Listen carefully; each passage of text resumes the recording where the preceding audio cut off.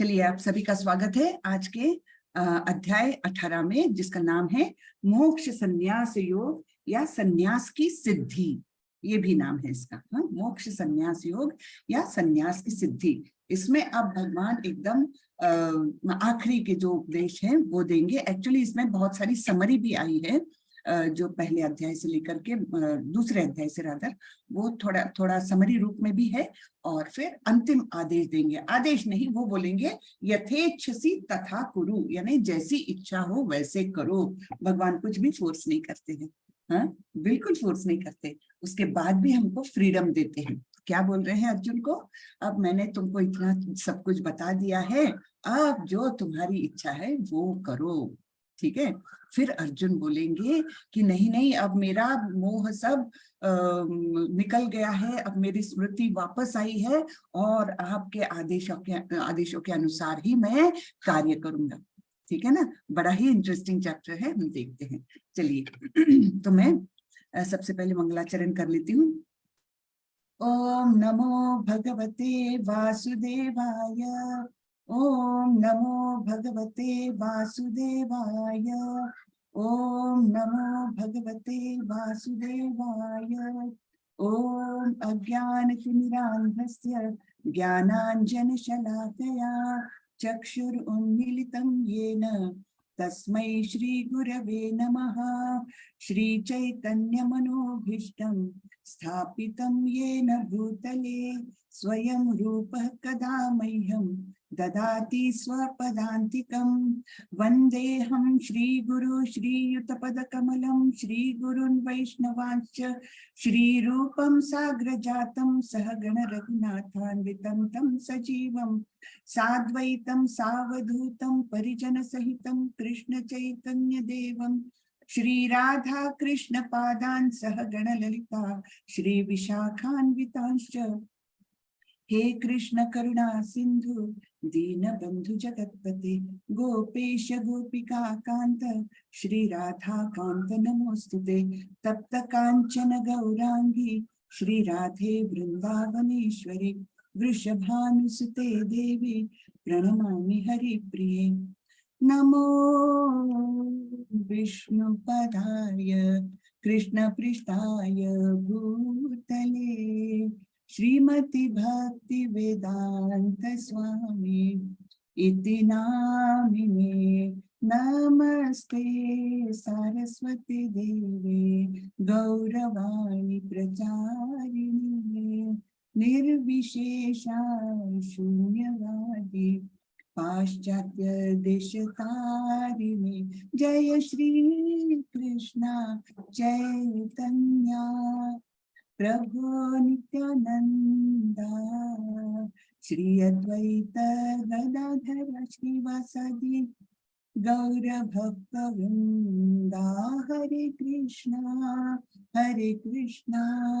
कृष्ण कृष्ण हरे हरे, हरे राम राम राम हरे हरे, हरे कृष्णा कृष्ण कृष्ण हरे हरे, हरे राम राम राम हरे कृष्णा।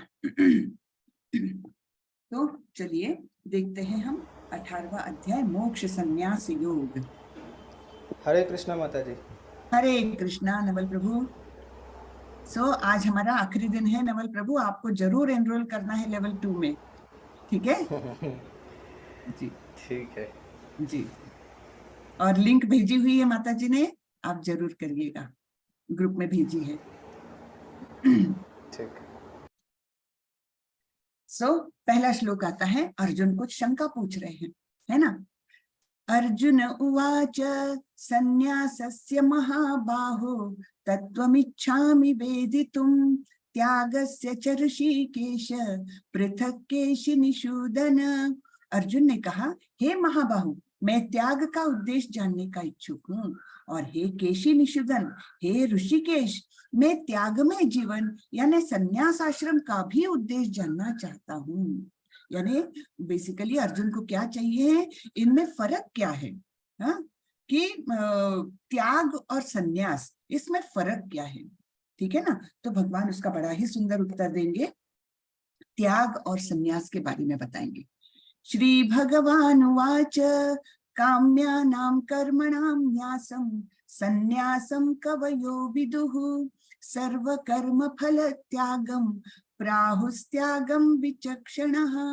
भगवान ने कहा भौतिक इच्छा पर आधारित कर्मों के परित्याग को विद्वान लोग संन्यास कहते हैं और समस्त कर्मों के फल त्याग को बुद्धिमान लोग त्याग कहते हैं।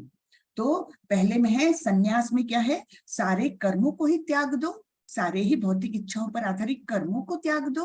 और दूसरे में है त्याग में क्या है, कर्म फल को त्याग दो, ठीक है ना।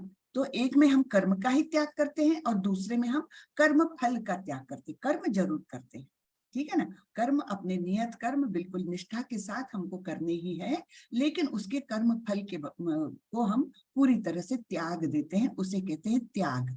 और कर्म ही त्याग दिए, कुछ काम ही नहीं करना भौतिक जगत का, हाँ, भौतिक इच्छा पर आधारित, क्योंकि ऐसा तो हो ही नहीं सकता कुछ भी काम नहीं करूंगा। खाना भी एक काम ही है, तो खाए बिना तो मनुष्य नहीं रह सकता है ना। पानी पीना भी एक काम है, और मतलब रोज की अपनी क्रियाएं तो करना ही है। तो ऐसा हो नहीं सकता है कि बिल्कुल ही कर्म न करें, लेकिन भौतिक इच्छा पर आधारित सारे ही कर्मों को जब त्याग देते हैं तब उसे कहते हैं संन्यास, ठीक है ना।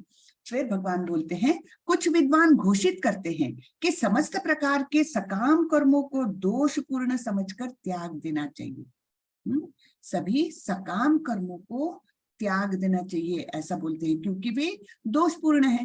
क्यों दोषपूर्ण है, कोई भी कर्म आप करोगे, सकाम कर्म करोगे तो क्या है, उसका कर्म बंधन उत्पन्न होता है, और कर्म बंधन में हम बंधे रहते हैं, बंधे जाते हैं, है ना। तो इसलिए विद्वान लोग बोलते हैं कि सारे ही सकाम कर्मों को त्याग देना चाहिए, क्योंकि उससे कर्म बंधन उत्पन्न होता है, दोष उत्पन्न होता है। किंतु अन्य विद्वान मानते हैं कि यज्ञ दान तथा तपस्या के कर्मों को कभी भी नहीं त्यागना चाहिए। ये चाहे सकाम भी हो तब भी इन्हें नहीं त्यागना चाहिए। यज्ञ दान तप कर्म न त्याज्यम कार्यमेव तत् यज्ञो दानम तपश्चैव पावनानि मनीषिणाम। यज्ञ दान तथा तपस्या के कर्मों का कभी परित्याग नहीं करना चाहिए, उन्हें अवश्य संपन्न करना चाहिए। निस्संदेह यज्ञ दान तथा तपस्या महात्माओं को भी शुद्ध बनाती है, ठीक है। यहाँ पर जो पिक्चर दिख रहा है ना, ये बड़ा ही एक इसकी एक स्टोरी है, मैं बताती हूँ आप लोगों को। ये यहाँ पर जो यज्ञ करते हुए बैठे हैं ना, इनका सिर देखिए आप कैसा है, इनका सिर है बकरे का, हाँ, और शरीर है मनुष्य का। तो क्या हुआ था, इसके पीछे की कथा शॉर्ट में बताती हूँ। ये है दक्ष प्रजापति। तो प्रजापति यानी बाप रे बाप, बड़े महान संपन्न राजा थे, और उनकी पुत्री थी सती। उनको अनेक बेटियां थी, 10 बेटियां थी उनकी। और ये सती जो थी ना, इसने ठान लिया था कि मैं विवाह करूंगी तो शिव जी से ही करूंगी। अब ये रहे दक्ष प्रजापति, इतने बड़े राजा, इतने मतलब इतनी संपत्ति उनके पास, इतनी संपन्नता घर में, और उनकी बेटी चली ब्याहने किसे, शिव जी को। शिव जी तो अपने राख पूरे लगा लिए, मेकअप उनका राख का, गले में नेकलेस की जगह पर है सांप, है ना। सब ऐसे शिव जी को कौन अपनी बेटी देगा, और वो भी दक्ष प्रजापति जैसे। तो उन्होंने तो साफ मना कर दिया था सती को कि आप इनसे विवाह नहीं करोगे। लेकिन सती मानी नहीं, उनको तो शिव जी से ही विवाह करना था, तो उन्होंने कर लिया शिव जी से विवाह। तो उसके बाद दक्ष प्रजापति उनसे बहुत नाराज रहने लग गए। फिर एक बार क्या हुआ कि सती ने देखा, वो तो सती तो अब गई शिव जी के पास रहने, कैलाश पर्वत है ना, बड़े आनंद के साथ। लेकिन एक बार क्या हुआ कि सती ने देखा कि देवताओं के लोक से कई सारे विमान आ रहे हैं, और उन विमानों में बड़े ही सज धज के, खूब सारे अलंकार पहन के और ऊंचे ऊंचे भारी वस्त्र पहन करके सज धज के देवताएं और उनकी पत्नियां वगैरह सब लोग आ रहे हैं और जा कह रहे हैं। उसने देखा, अरे ये तो सारे मेरे पिता के घर में जा रहे हैं, पिता के घर जा रहे हैं, जरूर इतने सारे लोग जा रहे हैं, सच सच कर जा रहे हैं, तो निश्चित ही वहां पर कोई बड़ा भारी समारोह होगा, कोई बड़ा भारी आयोजन किया होगा, है ना। तो ऐसा सती ने सोचा और उसको बड़ी खुशी हुई, अरे वाह, मेरे पिता के घर में इतने सारे लोग जा रहे, सज धज के जा रहे, अच्छे, बहुत बड़ा भारी फंक्शन होगा। तो इसने सोचा कि चलो ना, मैं भी चलती हूँ। क्या हुआ, मुझे आमंत्रण तो नहीं है, लेकिन क्या हुआ, मैं शिव जी को बोलती हूँ, मैं उनकी बेटी ही तो हूँ मेरे पिता की, तो मुझे भूल गए होंगे आमंत्रण देना, लेकिन मैंने जाना चाहिए, मैंने और शिव जी ने जाना चाहिए, ऐसे सती ने सोचा। और शिव जी के पास गई और बोली, देखिए ना, इतने सारे देवी देवता जा रहे हैं, सज धज करके जा रहे हैं मेरे पिता के घर, जरूर कोई बड़ा भारी आयोजन है, चलिए ना हम भी चलते हैं। तो शिव जी ने बोला, भाई हमको तो कोई आमंत्रण तो है नहीं, कैसे जाएंगे। सती बोली, तो क्या हुआ, मेरे पिता ही तो है ना, भूल गए होंगे वो आयोजन में, चलिए ना चलिए ना, ऐसे जिद करने लगी। तो शिव जी बोले, देख मैं तो नहीं आऊंगा, आपको जाना है आप जा सकती है, हाँ, you are free to go. तो सती फिर थोड़े बेमन से ही सही, लेकिन बहुत उत्सुकता से कि चलो इस बहाने पिता से भेंट होगी, माता से भेंट होगी, बहनों से भेंट होगी, ये सोच करके बड़ी खुशी खुशी वो दक्ष प्रजापति के वहां पर आई। वहां पर बड़ा भारी यज्ञ का आयोजन हो रहा था। अब जैसे ही सती वहां पर आई तो दक्ष प्रजापति ने देखा उनको आते हुए, लेकिन कुछ भी नहीं बोला, ना उनका स्वागत किया, ना कैसी हो बेटी पूछा, कुछ भी नहीं। तो ये थोड़ी सी मन में तो वो दुखी हो गई, लेकिन उतने में उनकी माता और बहनें सारी दौड़ के आई और बड़े प्रेम से उनसे बातें करने लग गई। तो चलो ये पैसिफाई हो गई, थोड़ी शांत हो गई। और फिर क्या हुआ, जो यज्ञ करते हैं ना, तो देवताओं के को जो चढ़ाते हैं भोग जैसे, तो जो अर्पण करना है, तो वो सब देवताओं का उन्होंने निकाला, लेकिन शिव जी का नहीं निकाला। अब शिव जी तो इतने वैष्णव में परम वैष्णव है ना, हमने देखा है शिव जी कितने महान हैं। वो तो केवल कृष्ण का क्षीरम यथा दधि विकार है ना, थोड़ा सा ही परिवर्तन करके भौतिक जगत में आने के लिए जो परिवर्तन आवश्यक था, उतना ही परिवर्तन करके स्वयं भगवान थे वे। हाँ, लेकिन इन्होंने उनका कुछ हिस्सा निकाला नहीं। तो ये देख करके दूसरे देवता भी बोलने लगे, अरे आपने शिव जी का नहीं निकाला, महादेव का नहीं निकाला। तो वो उन्होंने बड़ी ही आढ़ता से जवाब दिया कि नहीं नहीं, मैं कुछ नहीं, शिव जी को कुछ नहीं मानता, वो तो ऐसे ही है, मतलब भिखारी के जैसे रहते हैं, गुफा में रहते हैं, ना उनका कोई घर है, ना कोई पूछने वाला है, और सारे भूत प्रेत उनके आजू बाजू में रहते हैं, और मैं नहीं निकालूंगा। बहुत घमंड उनको, अपने अधिकार का, अपने पैसे का, दक्ष प्रजापति को बहुत भयंकर घमंड।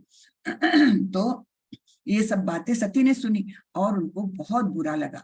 चाहती तो वो एकदम उनको उल्टा जवाब दे सकती थी कि आपको शिव जी का वो नहीं मालूम है, उनकी महानता नहीं मालूम है आपको, ऐसे अपमान मत करिए। लेकिन वो तो अच्छी महिला थी, अपने पिता को कैसे सबके सामने उल्टा जवाब देती।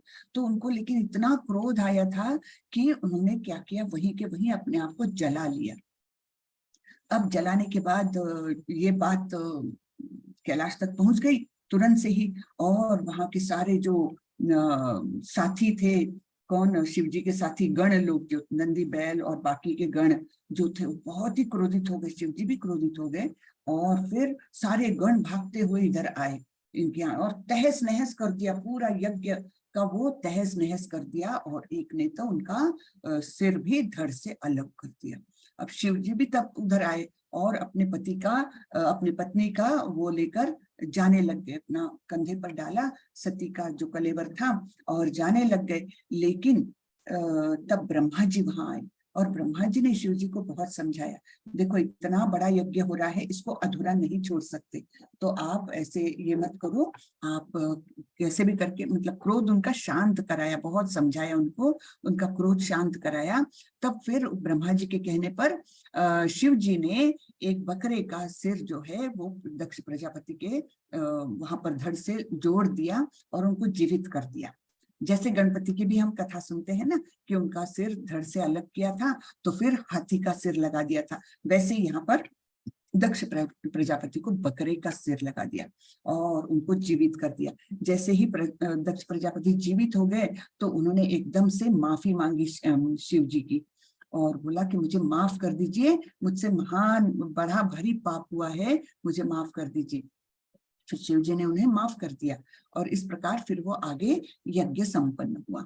ठीक है, तो ऐसी ये कथा है। तो यहाँ पर क्या बोला है कि किसी भी प्रकार इन तीनों कर्मों का, यानी यज्ञ, दान तथा तपस्या, इन कर्मों को त्यागना नहीं चाहिए। और ये कर्म ऐसे हैं कि अच्छे अच्छे लोगों को भी और पवित्र शुद्ध बना देते हैं। ठीक है, चलिए। एतान्यपि तु कर्माणि संगम त्यक्त्वा फलानि च कर्तव्यानीति मे पार्थ निश्चितं मतमुत्तमम्। इन सारे कार्यों को किसी प्रकार की आसक्ति या फल की आशा के बिना संपन्न करना चाहिए। हे प्रथापुत्र, इन्हें कर्तव्य मानकर संपन्न किया जाना चाहिए, यही मेरा अंतिम मत है। तो सारे जो कार्य बताए हैं, यज्ञ, दान और तप, ये कैसे करना चाहिए? आसक्ति या फल, आसक्ति के बिना और फल की आशा के बिना, उससे हमें कुछ प्राप्ति होगी, इस प्रकार से नहीं करना चाहिए। तो यहाँ पर एक बताया है, इसे कौन सा प्राणी है ये? हाँ, एक बकरी ही है, पानी में गिर गई है लगता है। तो कुछ लोगों ने देखो उसको बिना, अब उसको बचाने से इन लोगों को क्या लाभ?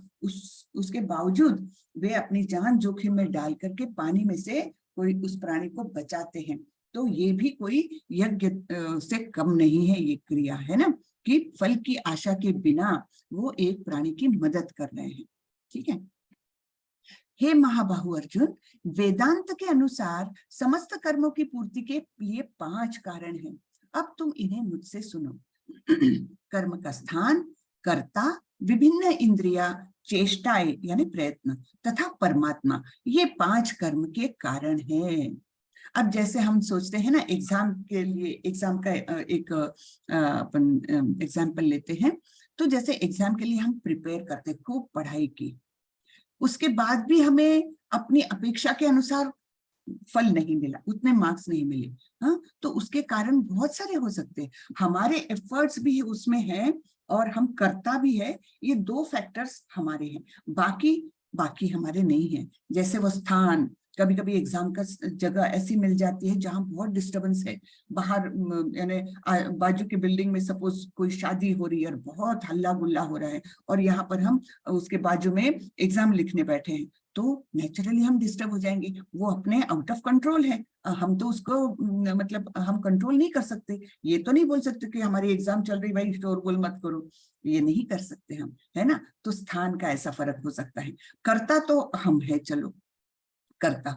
फिर विभिन्न इंद्रिया, अब वहां जाके समझो किसी के हाथ में एकदम क्रैम्प आ गया, या जाते जाते कोई चोट लग गई हाथ में कि आप उस हाथ से लिख ही नहीं पा रहे हो, तो क्या करेंगे, है ना। और फिर अलग अलग प्रकार के हमारे प्रयत्न, हम बहुत प्रयत्न करते हैं, कुछ सक्सेसफुल होते, कुछ नहीं होते। तथा 5वां है परमात्मा, वो सबसे मेन। तो ये 5 फैक्टर्स होते हैं कोई भी कर्म का सक्सेस होने के लिए। तो हम सोचते केवल हमने काम किया और हमने प्रयत्न किया इसलिए हमको बहुत अच्छे मार्क्स मिले, ये बराबर नहीं होता है।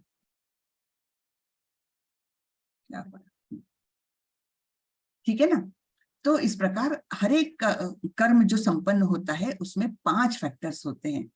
यहाँ पर जैसे देखते हैं हम, ये क्या हो रहा है, कोई कपड़े बेचने की दुकान है, तो कपड़े बेचने की ये जो बेच रहा है वो तो प्रयत्न करेगा, वो तो ठीक है, लेकिन उसके लिए, वो बिजनेस के लिए उसको स्थान चाहिए, है ना, स्थान चाहिए। फिर अलग अलग चीजें, मतलब उसको दिखाने के लिए अलग अलग एंडिवर्स, उसको बोलना आना चाहिए कि अरे ये अच्छा है, इसमें ये कपड़ा ज्यादा अच्छा है, इसमें ये क्वालिटी है, ये रंग देखे कितना अच्छा है, वो उसका प्रयत्न है ना। फिर उसके हाथ पैर उस समय चलने चाहिए, बुद्धि चलनी चाहिए बराबर टाइम से।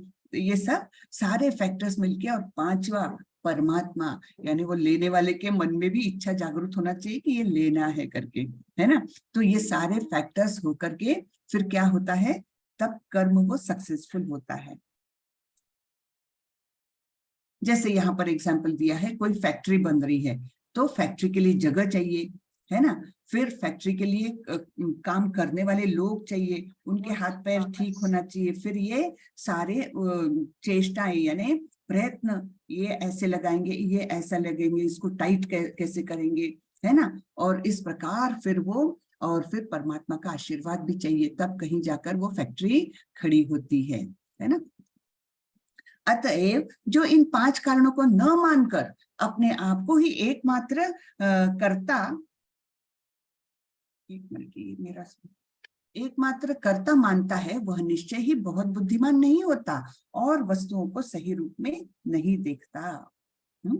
तो इसलिए हमको ये 5 कारणों के बारे में, जो जिनके सहारे कोई भी कर्म पूरा होता है, उनको वस्तु मतलब बराबर रूप में देखना चाहिए, वस्तुओं को सही रूप में देखना चाहिए। और नहीं तो हम अपने आप को ही कारण मान लेंगे, तो फिर वो हमारी दृष्टि ठीक नहीं है।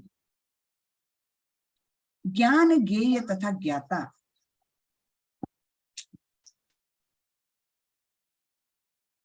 ज्ञान, ज्ञेय तथा ज्ञाता, ये तीनों कर्मों को प्रेरणा देने वाले कारण हैं। इंद्रिया, करण, कर्म तथा कर्ता, ये 3 कर्म के संघटक है। क्या बोला है? ज्ञान, ज्ञेय तथा ज्ञाता, ये तीनों कर्मों को प्रेरणा देने वाले कारण हैं कर्म करने के लिए, कि मुझे ये ज्ञान है कि ये कैसे करना है। हाँ, तो जब वो ज्ञान रहेगा, तब वो जानकारी के आधार पर हम क्या करेंगे, उस ज्ञान का इस्तेमाल करके कोई कर्म करेंगे, ठीक है ना। तो इंद्रिया, कर्म तथा कर्ता, ये सारे कर्म के संघटक हैं। वो कर्म करने के लिए ये 3 चीज चाहिए, और कर्म को प्रेरणा देने के लिए ये 3 चाहिए, ज्ञान, ज्ञेय तथा ज्ञाता। अब यहाँ पर बहुत सारे भेद किए गए हैं, हर एक के 3-3 गुणों के अनुसार भेद किए गए हैं। तो हम देखते हैं, प्रकृति के तीनों गुणों के अनुसार ही ज्ञान, कर्म तथा कर्ता के 3-3 भेद है। ज्ञान, कर्म तथा कर्ता के 3-3 भेद किए हैं। कौन से गुण के अनुसार? जो प्रकृति के 3 गुण हैं, सत्व गुण, रजोगुण और तमोगुण। तो जिस ज्ञान से अनंत रूपों में विभक्त सारे जीवों में एक ही अविभक्त आध्यात्मिक प्रकृति देखी जाती है, उसे तुम सात्विक जानो, है ना। जो भी कुछ प्रकृति की वैरायटीज है, सब में हम क्या देख सकते हैं? एक आध्यात्मिक प्रकृति, यानी ही क्या कि उनके अंदर हर जीव में हम परमात्मा देख सकते हैं। अविभक्त आध्यात्मिक प्रकृति, आध्यात्मिक वह प्रकृति या नहीं, ये परमात्मा स्वरूप में हम सबके अंदर स्थित है। वो जो देख सकता है, उसको जानो कि वो सात्विक ज्ञान है, सात्विक ज्ञान से परिपूर्ण है। फिर जिस ज्ञान से कोई मनुष्य विभिन्न शरीरों में भिन्न भिन्न प्रकार के जीव देखता है, उसे तुम राजसी जानो, है ना। वो मतलब कुत्ता और मनुष्य और हाथी, इन सबको अलग अलग स्वरूप में, कुत्ता है छी, एकदम ऐसा कर देगा। लेकिन सात्विक मनुष्य कैसा? पहले देखेगा कि हाँ, इन सब में तो परमात्मा स्थित है, तो उन प्राणियों के प्रति भी उसके मन में एक प्रकार का आदर ही रहेगा। हाँ, इसमें उसकी ऐसा नहीं कि कुत्ते के जाकर पैर पड़ेंगे, लेकिन ये ज्ञान रहना कि हाँ, सबके अंदर परमात्मा स्थित है, इसी से वो उसका व्यवहार बदल जाता है, और वो ज्ञान जो है उसे सात्विक ज्ञान कहा जाता है। फिर तीसरा है वह ज्ञान जिससे मनुष्य किसी एक प्रकार के कार्य को, जो अति तुच्छ है, सब कुछ मानकर सत्य को जाने बिना उसमें लिप्त रहता है, तामसी कहा जाता है। जो तामसी लोग रहते हैं, वो एकदम छोटे से कोई कार्य को लेकर, अरे ये ऐसा ही करना चाहिए, है ना। कोई भी चीज को लेकर वो उसी को, छोटे से काम को बहुत इंपॉर्टेंस देंगे और बाकी सभी चीजों को निग्लेक्ट करेंगे, तो वो ज्ञान है तामसी। अब क्रियाएं देखेंगे प्रकृति के गुणों के आधार पर। जो कर्म नियमित है और जो आसक्ति, राग या द्वेष से रहित, कर्म फल की चाह के बिना किया जाता है, वह सात्विक कहलाता है। राग यानी क्या? राग यानी अटैचमेंट, है ना। तो आसक्ति, राग या द्वेष से रहित, कर्म फल की चाह के बिना, इससे मुझे क्या फल मिलेगा उसके बिना, लेकिन ये मेरा नियमित कर्तव्य है, नियत कर्तव्य है, इसलिए मैं कर रहा हूं, ऐसा जान करके जो कर्म करते हैं उसको कहते हैं सात्विक, ठीक है। लेकिन जो कार्य अपनी इच्छा पूर्ति के निमित्त प्रयास पूर्वक एवं मिथ्या अहंकार के भाव से किया जाता है, वह रजोगुणी। ये लोग कैसे करते हैं? सात्विक लोग, उनको कोई आसक्ति नहीं है, कर्मफल की चाह नहीं है, लेकिन ये मेरा नियत कर्तव्य है तो मैं करूंगा, इस प्रकार वो कोई भी कार्य करते हैं। ये लोग क्या करते हैं? राजसी लोग, वो क्या करते हैं? अपनी इच्छा की सेटिस्फैक्शन के लिए, अपने सेटिस्फैक्शन के लिए, अपनी इंद्रिय तृप्ति के लिए, और फिर कैसे भी करके प्रयास पूर्वक, यानी चाहे हुक और क्रुक जिसको बोलते हैं ना, कि इस तरीके से या तो उस तरीके से, कैसे भी करके अपनी इच्छा पूरी करने के लिए और अपने अहंकार के भाव से जो करते हैं कार्य, उसको कहते हैं रजोगुणी। फिर जो कर्म मोहवश शास्त्रीय आदेशों की अवहेलना करके तथा भावी बंधन की परवाह किए बिना या हिंसा अथवा अन्यों को दुख पहुंचाने के लिए किया जाता है, वह तामसी है। जैसे कोई चोरी करता है तो वो तो शास्त्रों के बिल्कुल अगेंस्ट जा रहा है, चोरी कर रहा है, और फिर ये भी नहीं सोच रहा चोरी करते समय कि अरे आगे जाकर मुझे जेल हो सकती है, यानी इसका एक्शन का परिणाम मुझे बहुत बुरा मिल सकता है, और ऐसे कार्य करता है। और उसमें फिर वो हिंसा, अब हिंसा शारीरिक भी और मानसिक भी, जब किसी के यहाँ चोरी करेगा तो उसके मन को तो बहुत दुख होगा, यानी वो तो मानसिक हिंसा तो करेगा ही करेगा, उसके ऊपर कभी कभी शारीरिक हिंसा भी कर लेते हैं, तो इस प्रकार वो दुख पहुंचाते हैं दूसरों को। तो ये कैसा कर्म हुआ? ये तामसी हुआ, है ना। फिर 3 प्रकार के श्रमिक कैसे होते हैं 3 गुणों के अनुसार। जो व्यक्ति भौतिक गुणों के संसर्ग के बिना अहंकार रहित संकल्प तथा उत्साह पूर्वक अपना कर्म करता है और सफलता अथवा असफलता में अविचलित रहता है, वह सात्विक करता है। तो उसमें उसका अहंकार कहीं भी नहीं है और वो उत्साह से करता है, जो उसके काम है वो उत्साह पूर्वक, ऐसा नहीं कि अरे आज का काम कल पर टालो, अरे जाने दो ना, ऐसे ही कैसे तो भी कर दो, ऐसा नहीं, वो उत्साह से करता है। और सफलता, उसकी सफलता मिली तो भी ठीक, असफलता मिली तभी ठीक, लेकिन उसके प्रयत्नों में कोई कमी नहीं रहती, तो ऐसा करता क्या कहलाता है? सात्विक।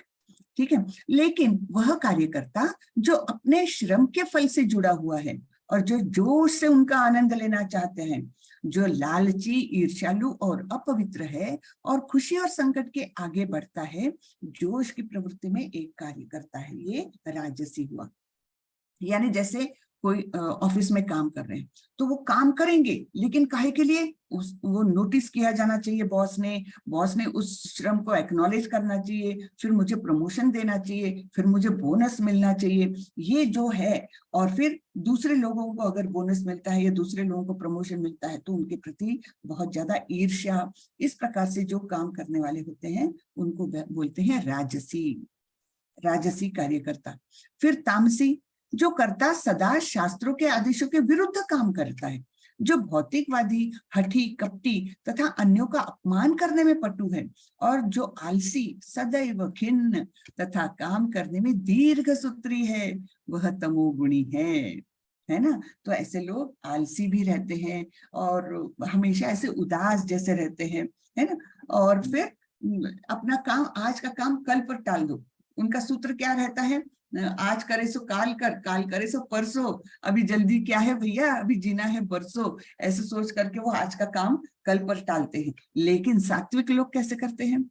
आज करे काल करे सो आज कर, आज करे सो अभी, है ना। पल में परलय होएगी, भुगरी करेगा कब, है ना, ऐसे करते हैं वो। तो ये कॉन्ट्रास्ट है, जैसे सात्विक से तामसी जो है वो एकदम कॉन्ट्रास्ट है। आगे देखते हैं। हे धनंजय, अब मैं प्रकृति के तीनों गुणों के अनुसार तुम्हें विभिन्न प्रकार की बुद्धि तथा निर्धारण के विषय में विस्तार से बताऊंगा, तुम इसे सुनो, ठीक है ना। निर्धारण यानी अपना निश्चय, डिटर्मिनेशन।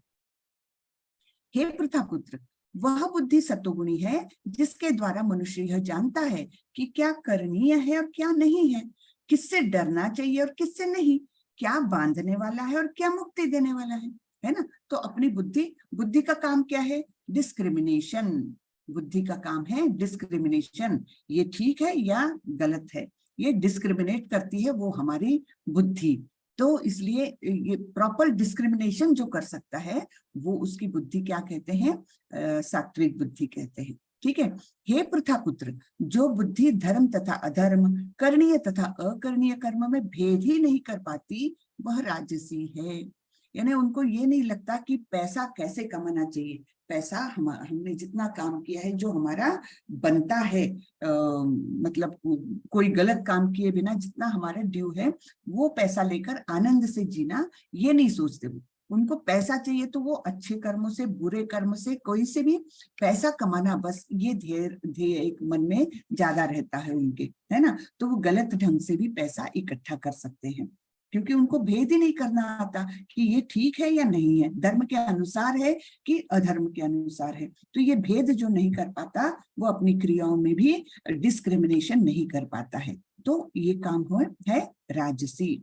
फिर तामसी कैसे हैं? जो बुद्धि मोह तथा अंधकार के वशीभूत होकर अधर्म को धर्म तथा धर्म को अधर्म मानती है और सदैव विपरीत दिशा में प्रयत्न करती है, वह तामसी है। यानी इनका तो एकदम ही उल्टा काम है। ये धर्म को अधर्म मानते हैं और अधर्म को धर्म मानते हैं। यानी हम जो सामान्य लोग जिसको बुरा काम कहेंगे वो उनको अच्छा लगता है।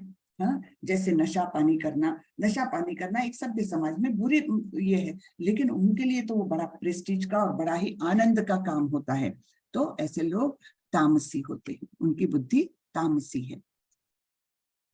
फिर प्रकृति के 3 गुणों के आधार पर 3 प्रकार के निर्धारण यानी निश्चय। हे पार्थ, वह निश्चय जो अटूट है, जो योग साधना द्वारा निरंतरता के साथ है और इस प्रकार मन, जीवन और इंद्रियों के कार्यों को नियंत्रित करता है, सात्विक तरीके में है। ठीक है ना। तो कैसा है उनका निश्चय? अटूट है। उन्होंने सोच लिया कि मुझे भगवत गीता का क्लास करना है, तो वो कैसे भी तकलीफ लेकर जल्दी जल्दी अपना काम निपटा के घर आके लॉगिन करेंगे। लेकिन जिनका निश्चय ऐसा नहीं होता वो तो नहीं कर पाएंगे, है ना। तो सात्विक लोग कौन है? जिनका निश्चय अटूट है और फिर वो अपने कार्य में निरंतर लगे रहते हैं। यहाँ पर ये क्या दिया है? लेकिन हे अर्जुन, जिस धृति से मनुष्य धर्म, अर्थ तथा काम के फलों में लिप्त बना रहता है वह राजसी है।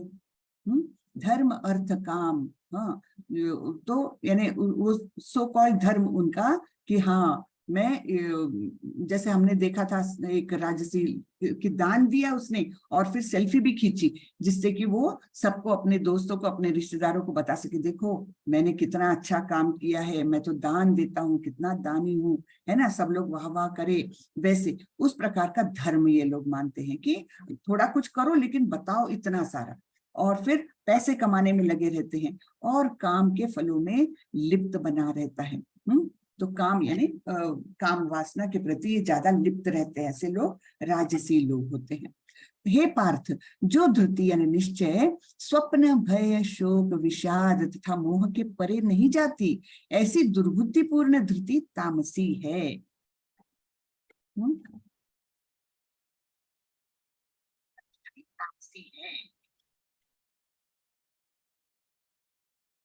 ठीक है, तो ये कैसे रहती है? स्वप्न, भय, शोक, विषाद तथा मोह के परे नहीं जाती है। आप लोगों को कोई इको आ रहा है क्या? सुनने में ठीक है? माता जी थोड़ा सा आवाज में ये है प्रॉब्लम आ रहा है। हाँ, एक मिनट। नहीं माता जी ठीक है। अच्छा, नहीं ये मैंने नया ब्लूटूथ लगा है, वो मेरे को प्रॉब्लम दे रहा है।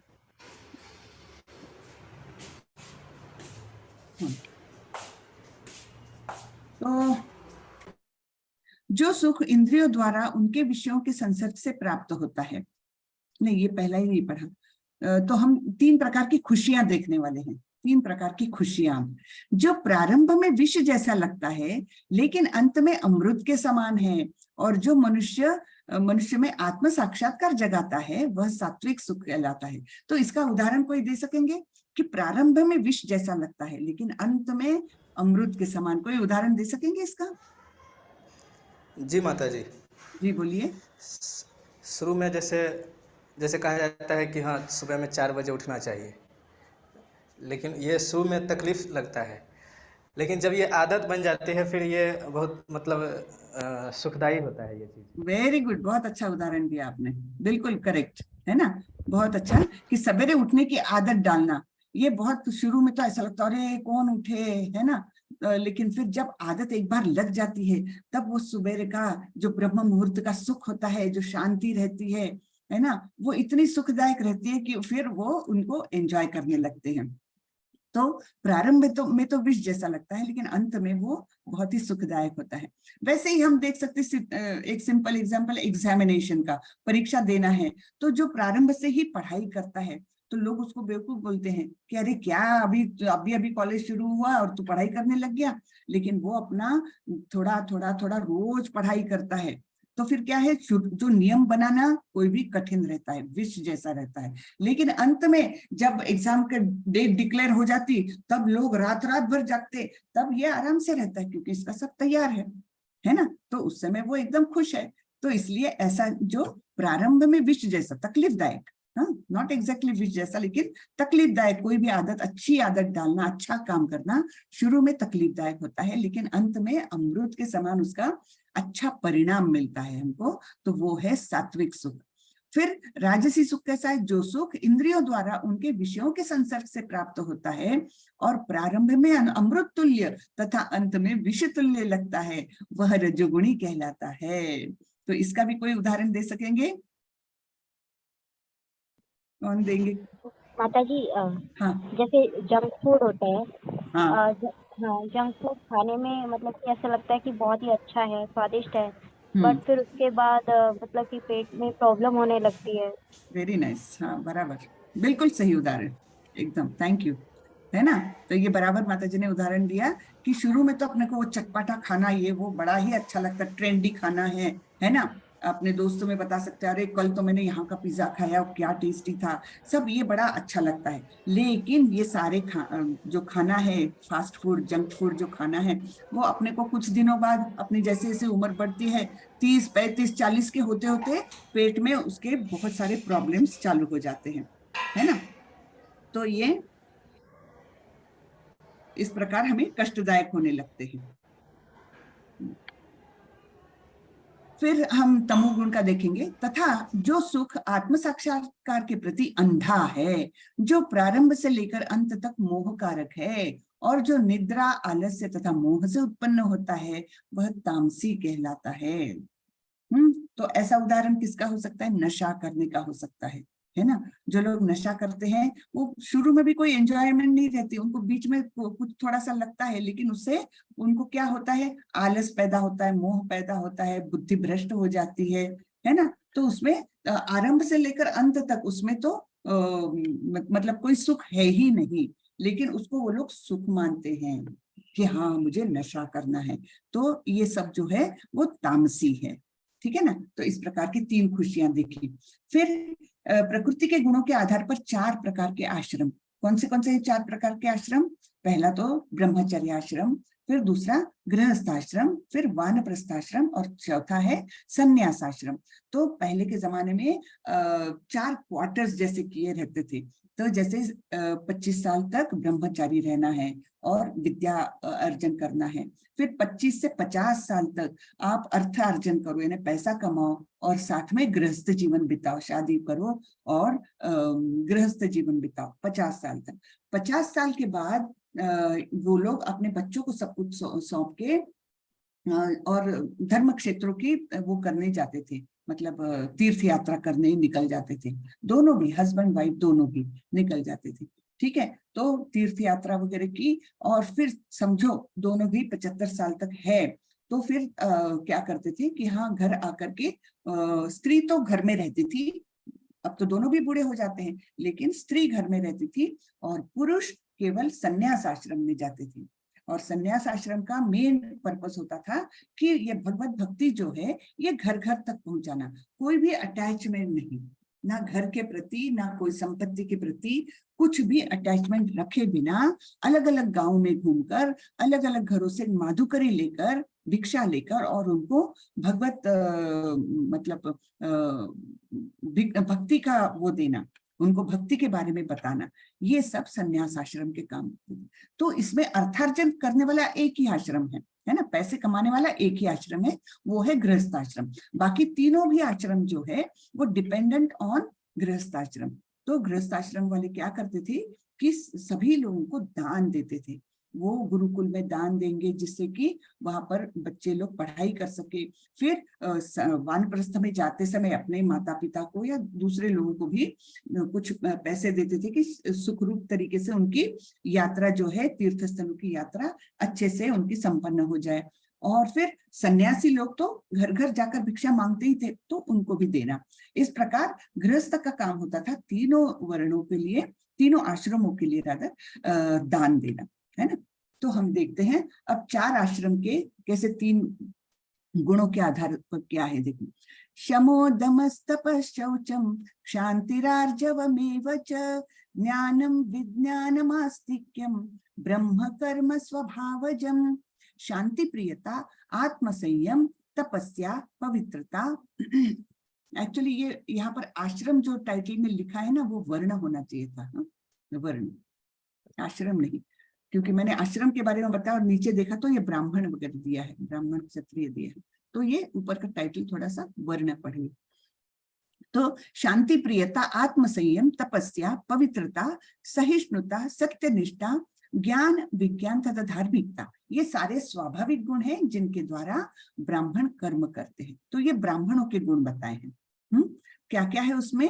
शांति प्रियता, ब्राह्मण हमेशा शांति प्रिय रहते हैं, उनका संयम अच्छा रहता है और तपस्या में रुचि रहती, तपस्या करते हैं वे। और पवित्रता, सहिष्णुता यानी टॉलरेंस, बहुत सहनशील रहते हैं, जैसे तरोरपि सहिष्णुनाम, है ना। कैसे? जैसे पेड़ सहिष्णु होते हैं वैसे ही ब्राह्मण भी सहिष्णु होते हैं। सत्यनिष्ठा, सत्य का मार्ग हमेशा लेते हैं वे। और ज्ञान, विज्ञान तथा धार्मिकता, ज्ञान यानी तो पुस्तकी ज्ञान हो गया, विज्ञान यानी अपने एक्सपीरियंस से जो मिला हुआ ज्ञान है उसको विज्ञान कहते हैं। हाँ, ज्ञान तो हम उससे भी ले सकते, किसी से सुनकर भी ले सकते, लेकिन जो खुद का एक्सपीरियंस होकर के जो मैच्योरिटी आती है वो यहाँ पर विज्ञान कही जाती है। ठीक है, तो ये सारे स्वाभाविक गुण किनके हैं? ब्राह्मणों के।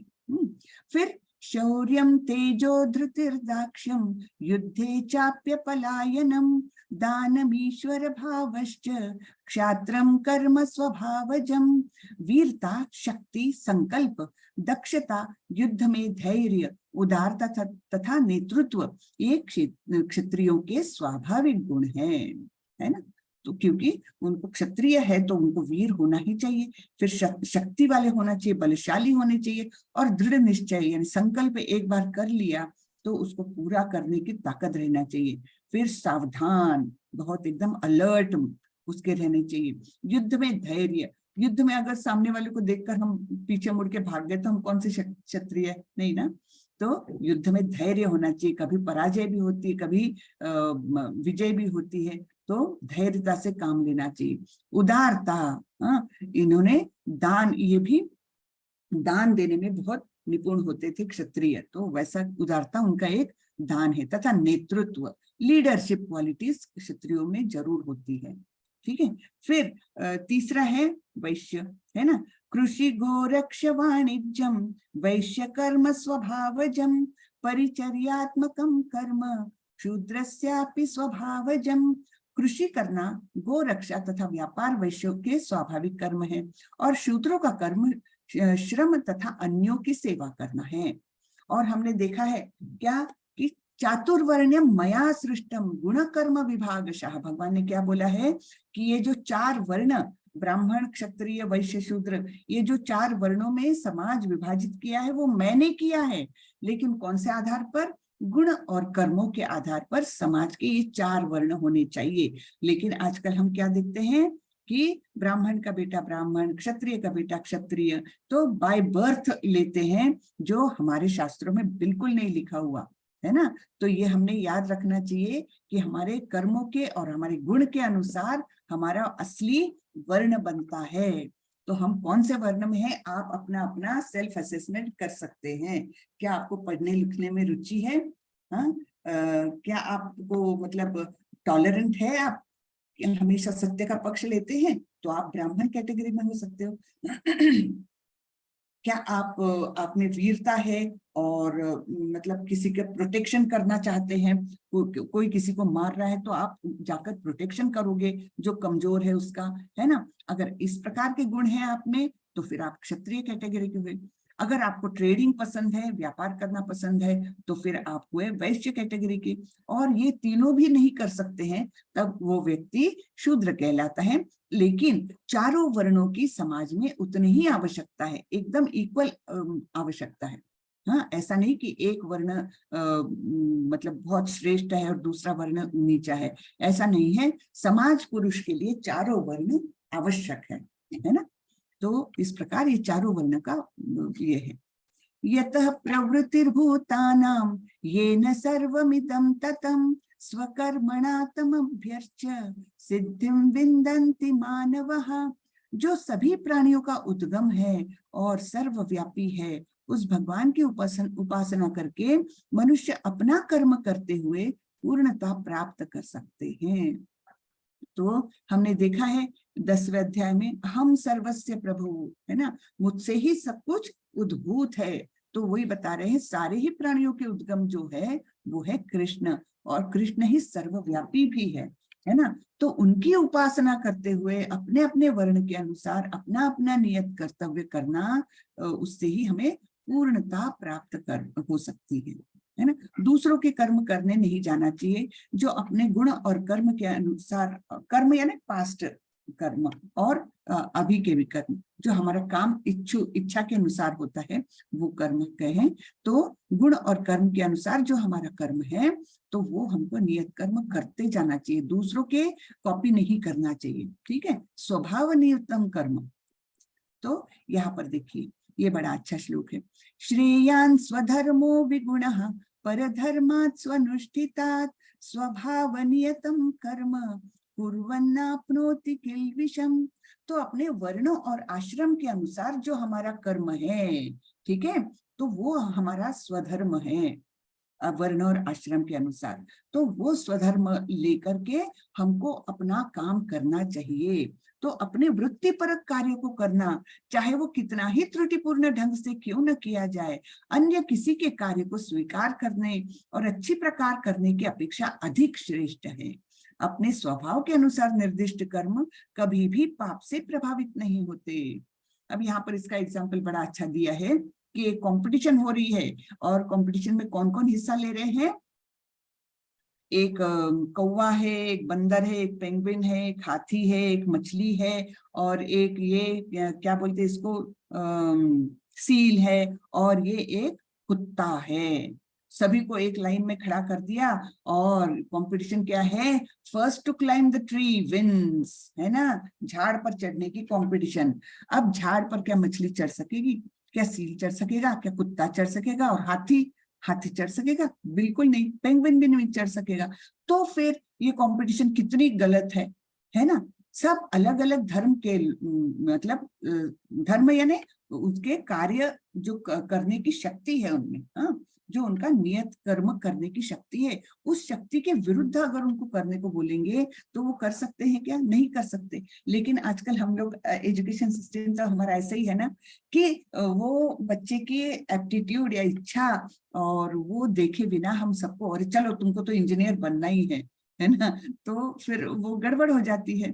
तो वो ना तो अच्छा इंजीनियर बनता है और ना ही अपनी इच्छित काम कर सकता है। तो इस प्रकार यहाँ पर ये एक छोटा कार्टून जैसा दिया है कि first to climb the tree wins. तो इसमें से ये ऐसे तरीके से हमने कोई कंपटीशन नहीं रखना चाहिए जीवन में, अपने वृत्तिपरक कार्य को करना चाहिए। फिर वो चाहे आप बहुत अच्छे से ना भी कर पाए तब भी चलेगा, लेकिन दूसरे के किसी के कार्य की नकल करके वैसा करने की इच्छा करके करना ये गलत बात है। इसलिए हम चाहे अपना काम कैसे भी त्रुटिपूर्ण ढंग से करें, वो भी करना अच्छा रहता है। अपने स्वभाव के अनुसार निर्दिष्ट कर्म कभी भी पाप से प्रभावित नहीं होते। जो आत्मसंयमी तथा अनासक्त है एवं जो समस्त भौतिक भोगों की परवाह नहीं करता, वह संन्यास के अभ्यास द्वारा कर्म फल से मुक्ति की सर्वोच्च सिद्ध अवस्था प्राप्त कर सकता है। तो आत्मसंयमी है, एकदम अपने इंद्रियों पर पूरा कंट्रोल है और कोई भी चीज के प्रति आसक्ति नहीं है, उसको लालच नहीं है कोई चीज की, तो वो क्या करेगा कि समस्त भौतिक भोगों की परवाह नहीं करेगा। मुझे ये चाहिए, वो चाहिए, मुझे ये चीज से एंजॉय करना है, ये नहीं सोचेगा। तो वह संन्यास के अभ्यास द्वारा कर्म फल से मुक्ति की सर्वोच्च सिद्ध अवस्था प्राप्त कर सकता है। इस प्रकार वो कर्म फल से मुक्त हो जाएगा और फिर सर्वोच्च अवस्था प्राप्त कर सकता है, यानी भगवत प्राप्ति की ओर बढ़ सकता है। फिर जब वो इस प्रकार अनासक्त होकर और भौतिक भोगों की परवाह किए बिना जब भगवान की प्राप्ति के लिए, भगवत प्राप्ति के लिए कोशिश करेगा, तब वो क्या होगा? ब्रह्म भूत प्रसन्नात्मा न शोचति न कांक्षति समः सर्वेषु भूतेषु मद्भक्तिं लभते पराम। इस प्रकार जो दिव्य पद पर स्थित है वह तुरंत पर ब्रह्म का अनुभव करता है और पूर्णतया प्रसन्न होता है। वह न तो कभी शोक करता है न किसी वस्तु की कामना करता है, वह प्रत्येक जीव पर समभाव रखता है। उस अवस्था में वह मेरी शुद्ध भक्ति को प्राप्त करता है। तो जब हम इस पद पर जाते हैं तो हमको न शोचती न कांक्षती, लेकिन हम हमेशा प्रसन्न रहते हैं, है ना। प्रसन्नता एक आनंद भरा अनुभव, हम सतत उसको महसूस करते हैं और कोई चीज के प्रति हमें मतलब न शोक होता है और न उसकी इच्छा होती है। तो इस प्रकार से वो सभी लोगों को समभाव से देखता है। क्यों? क्योंकि वो हर एक के अंदर के परमात्मा को देखता है सबसे पहले, तो सबके प्रति समभाव होता है उसके मन में, और तब वह शुद्ध भक्त होता है। शुद्ध भक्त कैसा? शुद्ध सत्व में जाकर के जब वो आगे बढ़ता है तब शुद्ध भक्त। हमने देखा था ना, कल एक सर्कल देखा था, उसमें कैसे अलग अलग कर्म करने वाले कैसे करते हैं, आगे बढ़कर वो उच्च लोक तक जाते हैं। ज्ञान अर्जन करने वाले जाकर के वो ब्रह्म लोक तक जा सकते हैं, लेकिन जो शुद्ध सत्व में होता है वो आगे बढ़ करके कहाँ पर जाता है? स्वयं भगवत प्राप्ति उसको हो सकती है। तो इस प्रकार वो शुद्ध सत्व से शुद्ध भक्ति की ओर जाता है।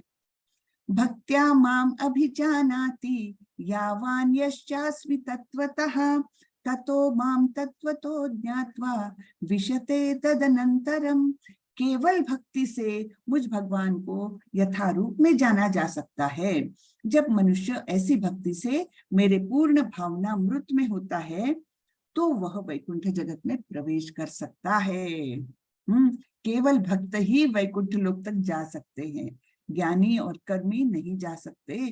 तो उनको आगे बढ़कर भक्ति का ही मार्ग लेना पड़ता है, तभी उनको वैकुंठ में प्रवेश मिल सकता है। वैकुंठ यानी क्या पता है क्या?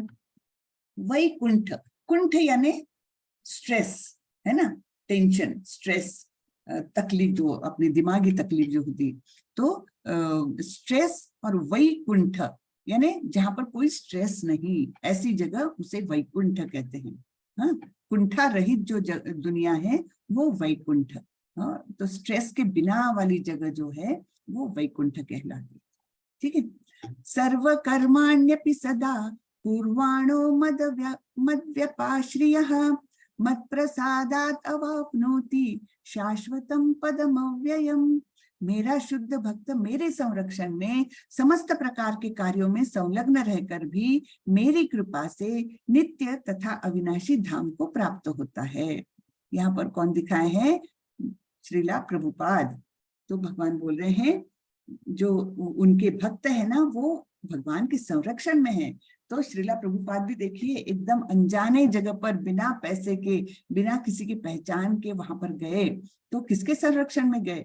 उनको तो पूरा कृष्ण का संरक्षण था, है ना, उन्होंने ही रक्षा की। एक बार तो ऐसा हुआ था शुरू के दिनों में कि उन्होंने एक रूम रेंट पर लिया था वो शेयर्ड रूम था,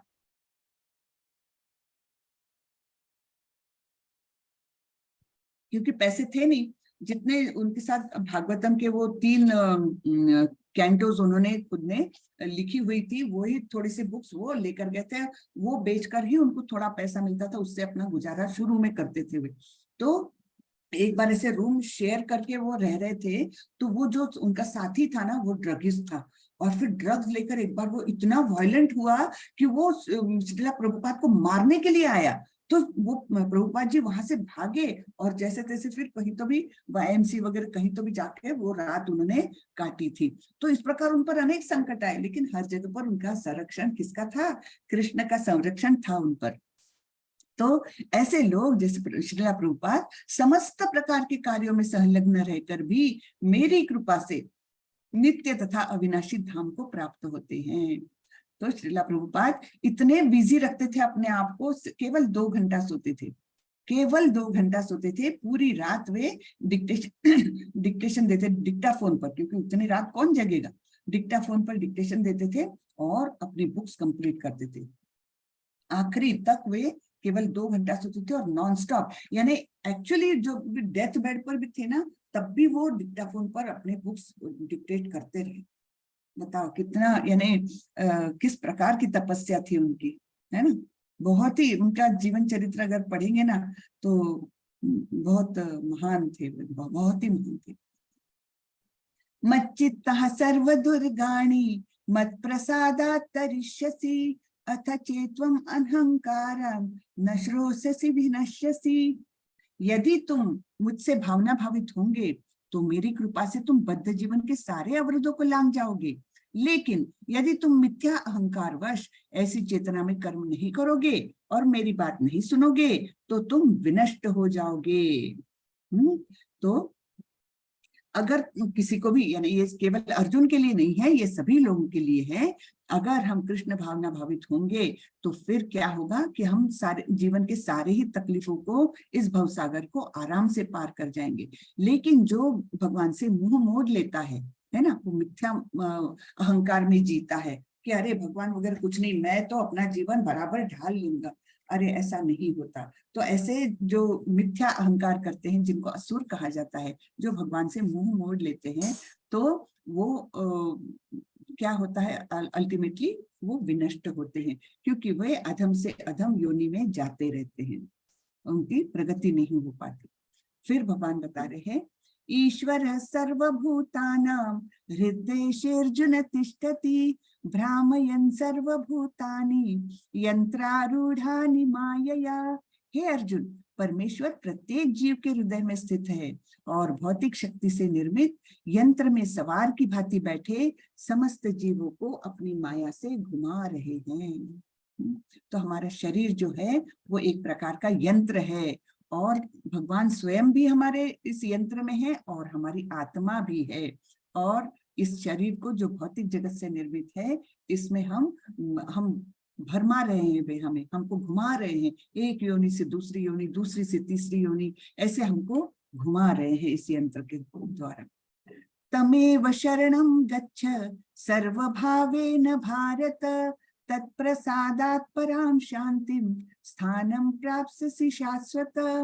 हे भारत, सब प्रकार से उसी की शरण में जाओ, उसकी कृपा से तुम परम शांति को तथा परम नित्य धाम को प्राप्त होंगे।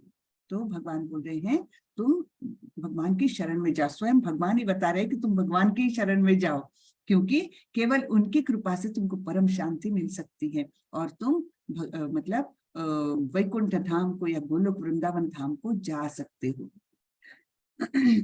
इति ते ज्ञानमाख्यातं गुह्यात् गुह्यतरं मया विमृश्यैतद्दशेषेण यथेच्छसि तथा कुरु। अब भगवान ने बोल दिया, हाँ, इस प्रकार मैंने तुम्हें गुह्यतर ज्ञान बतला दिया है, इस पर पूरी तरह से मनन करो और तब जो चाहे सो करो। ठीक है, भगवान ने फ्रीडम दे दी, अब तुम इसके बारे में सोचो, मैंने तो तुमको जो कुछ बताना था सब कुछ बता दिया है, अब तुम इस पर सोचो और फिर सोच करके जो करना है करो। ठीक है ना, एकदम फ्रीडम देते हैं भगवान। फिर बोलते हैं, मन मना भव मद भक्तो मद्याजी माम नमस्कुरु मामे वैश्यसि सत्यम ते प्रतिजाने प्रियोसि में। फिर भगवान बोल रहे हैं, सदैव मेरा चिंतन करो, मेरे भक्त बनो, मेरी पूजा करो और मुझे नमस्कार करो, इस प्रकार तुम निश्चित रूप से मेरे पास आओगे। मैं तुम्हें वचन देता हूँ क्योंकि तुम मेरे परम प्रिय मित्र हो। तो ये 4 काम तुम करो और तुम निश्चित रूप से मेरे पास आ जाओगे। क्या क्या करना है? मेरा चिंतन करो, मेरे भक्त बनो, मेरी पूजा करो और मुझे नमस्कार करो, बस ठीक है, ये 4 काम करो तो तुम बाकी चिंता सब छोड़ दो मुझ पर, तुम निश्चित रूप से मेरे पास आओगे। और फिर आखिरी का ये उपदेश है भगवान का, सर्वधर्मान परित्यज्य मामेकं शरणं व्रज अहम त्वां सर्व पापेभ्यो मोक्षयिष्यामि मा शुचः। समस्त प्रकार के धर्मों का परित्याग करो और मेरी शरण में आओ, मैं समस्त पापों से तुम्हारा उद्धार कर दूंगा, डरो मत। अब यहाँ पर धर्म शब्द बड़ा वो है, धर्म शब्द का अनेक अनेक अर्थ होते हैं, अनेक प्रकार के धर्म है। एक तो वर्णाश्रम धर्म है ना, वर्ण और आश्रम उसका धर्म है। दूसरा हमारा, जैसे एक एग्जाम्पल के लिए बताती हूँ, जब हम इस बद्ध शरीर में हैं तो एक तो शरीर धर्म हमारा हुआ, कैसा कि जैसे हमको कोई मारने आता है तो हम अपना संरक्षण करते हैं, है ना, वो है शरीर धर्म, अपना शरीर धर्म। लेकिन अगर हम एक परिवार में रहते हैं, अपने परिवार से प्रेम करते हैं, तो जब परिवार पर कोई आक्रमण करता है तो हम अपनी परवाह किए बिना अपने परिवार का संरक्षण करते हैं, है ना, तब हमारा वो क्या हुआ, परिवार धर्म हुआ, है ना। तो अपने शरीर से भी, अपने शरीर धर्म से ऊंचा परिवार धर्म, ठीक है, वहां तक भी ठीक है। फिर क्या हुआ, हमारा और दायरा बढ़ा, तो हम समाज धर्म भी करने लगे, हमारे समाज के प्रति या देश के प्रति, समझ लो अपने देश का ले लो, तो जब हम देश का सोचते हैं तो देश पर कोई आक्रमण करता है तो हम अपने परिवार को भी दुख में डाल करके, अपने शरीर को तो बहुत ही दुख में डाल करके, फिर भी सोचते क्या है, मेरे देश का रक्षण करना है। तो ये धर्म की लेवल बढ़ती गई, है ना, ये एक प्रकार की ये सोचो। तो ये सभी प्रकार के विचार जो हम अपने को धर्म के नाम पर सोचते हैं, तो ये सभी प्रकार के विचारों को त्याग करो, ऐसे भगवान बोल रहे हैं कि क्या गलत क्या सही ये तुम मत सोचो, केवल मेरी शरण में आओ, ठीक है, बाकी तुम्हारा सब मैं देख लूंगा। समस्त प्रकार के धर्मों का परित्याग करो, गलत सही ये तुमको सोचने की जरूरत नहीं है, सब परित्याग करो और केवल मेरी शरण में आओ, मैं समस्त पापों से तुम्हारा उद्धार कर दूंगा, डरो मत, ठीक है। तो इस प्रकार से यही इदं ते न तपस्काय न भक्ताय कदाचन न च शुश्रूषवे वाच्यम न च माम योऽभ्यसूयति। यह गुह्य ज्ञान उनको कभी भी न बताया जाए जो न तो संयमी है, न एकनिष्ठ है, न भक्ति में रत है, न ही उसे जो मुझसे द्वेष करता है। तो ये भगवत गीता का ज्ञान उनको नहीं बताना चाहिए जो भगवान से ईर्ष्या करते हैं, जो भगवान को नहीं मानते हैं, जो भक्ति में रुचि नहीं रखते। तो ऐसे लोगों को हम जाकर के सुनो मैं तुमको भगवत गीता में क्या लिखा है बताती हूँ, बिल्कुल नहीं बताओ, ऐसे भगवान स्वयं बोल रहे हैं, ठीक है। जिनको रुचि है, जिनको भगवान पर निष्ठा है, श्रद्धा है, तो केवल उनको ही ये ज्ञान देना चाहिए। य इदं परमं गुह्यं मद्भक्तेष्वभिधास्यति भक्तिं मयि परां कृत्वा मामे वैश्यत्य संशयः। जो व्यक्ति भक्तों को यह परम रहस्य बताता है वह शुद्ध भक्ति को प्राप्त करेगा और अंत में वह मेरे पास वापस आएगा। तो भक्तों को जो ये, जैसे प्रभुपाद जी, उन्होंने कितने लोगों को भक्त बनाया और फिर भक्त बना करके उनको ये सारे अपने शास्त्रों के रहस्य बताए, शास्त्र बताए, तो फिर वो निश्चित ही शुद्ध भक्ति को प्राप्त हुए और फिर निश्चित ही वे गोलोक वृंदावन या वैकुंठ धाम गए हैं, ठीक है ना। न च तस्मान् मनुष्येषु कश्चिन्मे प्रियकृत्तमः भविता न च मे तस्माद् अन्य प्रियतरो भुवि। इस संसार में उसकी अपेक्षा कोई अन्य सेवक न तो मुझे अधिक प्रिय है और न कभी होगा। यानी जो ये भगवत गीता का ज्ञान दूसरों में बांटता है, उससे भगवान बोल रहे हैं कि उससे मुझे ना तो कोई प्रिय था न कभी होगा। अध्येष्यते च इमं धर्म्यं संवादमावयोः ज्ञान यज्ञेन तेनाहम् इष्टस्यामिति मे मतिः। और मैं घोषित करता हूँ कि जो हमारे इस पवित्र संवाद का अध्ययन करता है वह अपनी बुद्धि से मेरी पूजा करता है। तो आप और हम अभी क्या कर रहे हैं, हम अपनी बुद्धि से भगवान की पूजा ही कर रहे हैं। 18 दिन हमने 1 घंटा रोज भगवान की पूजा ही की है, क्योंकि हम इस पवित्र संवाद का, इस भगवत गीता का अध्ययन कर रहे थे, ठीक है ना। तो ये एक प्रकार से भगवान बोले ये बुद्धि से मेरी पूजा करना है। श्रद्धावान अनसूयश्च शृणुयादपि यो नरः सोपि मुक्तः शुभालोकान् प्राप्नुयात् पुण्य कर्मणाम्। और जो श्रद्धा समेत और द्वेष रहित होकर इसे सुनता है वह सारे पापों से मुक्त हो जाता है और उन शुभ लोकों को प्राप्त होता है जहाँ पुण्यात्माएं रहती है। है ना। तो भगवत गीता जब कोई बोलता है उसको सुनने से भी बहुत पुण्य मिलता है। ठीक है, केवल सुनने से भी। श्रवणम पहला है ना, नवधा भक्ति का पहला स्टेप क्या है? श्रवणम, फिर दूसरा कीर्तनम, तीसरा स्मरणम। तो एक भी स्टेप हमने अच्छे से कर ली तब भी हम भक्ति में बहुत प्रोग्रेस कर सकते हैं। तो जो ध्यान से भगवत गीता के बारे में सुनता है वो भी सारे पापों से मुक्त हो जाता है और उच्च लोकों में जाता है। तो अब अर्जुन ने कहा, अर्जुन ने सब कुछ सुन लिया। अब अर्जुन बोल रहे हैं, अर्जुन उवाच नष्टो मोह स्मृतिर्लब्ध्वा त्वत्प्रसादान्मयाच्युत स्थितोऽस्मि गत संदेहः करिष्ये वचनं तव। अर्जुन ने कहा, हे कृष्ण, हे अर्जुन, अब मेरा मोह दूर हो गया। आपके अनुग्रह से मुझे मेरी स्मरण शक्ति वापस मिल गई। अब मैं संशय रहित तथा दृढ़ हूँ और आपके आदेशानुसार कर्म करने के लिए उद्यत हूँ। तो अभी उन्होंने मान लिया कि जो आप बोल रहे हैं, पहले अध्याय में अर्जुन ने क्या बोला था? मैं युद्ध नहीं करूंगा। और अभी क्या बोल रहे हैं? आपके आदेश का पालन करूंगा। और भगवान का आदेश क्या था? कि तुमको युद्ध करना है क्योंकि ये आपका नियत कर्तव्य है। लेकिन युद्ध कैसे करो? माम अनुस्मर युद्ध च, मेरा स्मरण करते हुए युद्ध करो। माम अनुस्मर युद्ध च। तो ये अर्जुन अभी कन्विंस हो गए हैं। ठीक है ना। फिर इसके बाद अब संजय बोल रहे हैं। क्या बोलते हैं संजय? इस प्रकार मैंने कृष्ण तथा अर्जुन इन दोनों महापुरुषों की वार्ता सुनी और यह संदेश इतना अद्भुत है कि मेरे शरीर में रोमांच हो रहा है। व्यास की कृपा से मैंने ये परम गुह्य बातें साक्षात योगेश्वर कृष्ण के मुख से अर्जुन के प्रति कही जाती हुई सुनी है। हे राजन, जब मैं कृष्ण तथा अर्जुन के मध्य हुई इस आश्चर्यजनक तथा पवित्र वार्ता का बारंबार स्मरण करता हूँ तो प्रति क्षण आह्लाद से गदगद हो उठता हूँ। है ना। क्या भाग्य है संजय का, देखो, है ना। उन्होंने प्रत्यक्ष कृष्ण के मुंह से ये पूरा उपदेश सुना। तो वे बोल रहे कि मैं ये सोच सोच कर गदगद हो रहा हूँ। और फिर आखिरी श्लोक है, यत्र योगेश्वरः कृष्णो यत्र पार्थो धनुर्धरः तत्र श्रीर्विजयो भूतिर् ध्रुवो नीतिर्मतिर्मम। जहाँ योगेश्वर कृष्ण है और जहाँ परम धनुर्धर अर्जुन है वही ऐश्वर्य, विजय, अलौकिक शक्ति तथा नीति भी निश्चित रूप से रहती है, ऐसा मेरा मत है।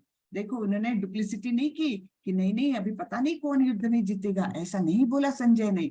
संजय ने स्पष्ट शब्दों में बोला कि जहाँ योगेश्वर कृष्ण है और जहाँ अर्जुन जैसे परम वीर धनुर्धर है तो वहीं पर युद्ध का विजय भी रहना है, क्योंकि वहीं पर ऐश्वर्य जाएगा। क्यों? ऐश्वर्य ने लक्ष्मी जी, तो जहाँ उनके पति है श्री कृष्ण या विष्णु तो वहीं पर उनकी पत्नी भी जाएगी, इसलिए ऐश्वर्य भी जाएगा, विजय भी जाएगा और अलौकिक शक्तियां, क्योंकि श्री कृष्ण स्वयं है वहां पर, तो वहां पर विजय निश्चित रूप से है। ऐसा मेरा मत है, ऐसे संजय ने कहा। है ना। कितना सुंदर अध्याय है ये। स्वामी प्रभुपाद जी के कुछ शब्द, जहां कृष्ण तथा अर्जुन उपस्थित है वहीं संपूर्ण श्री होगी। युद्ध को यह निर्णय करना था कि संसार पर शासन कौन करेगा।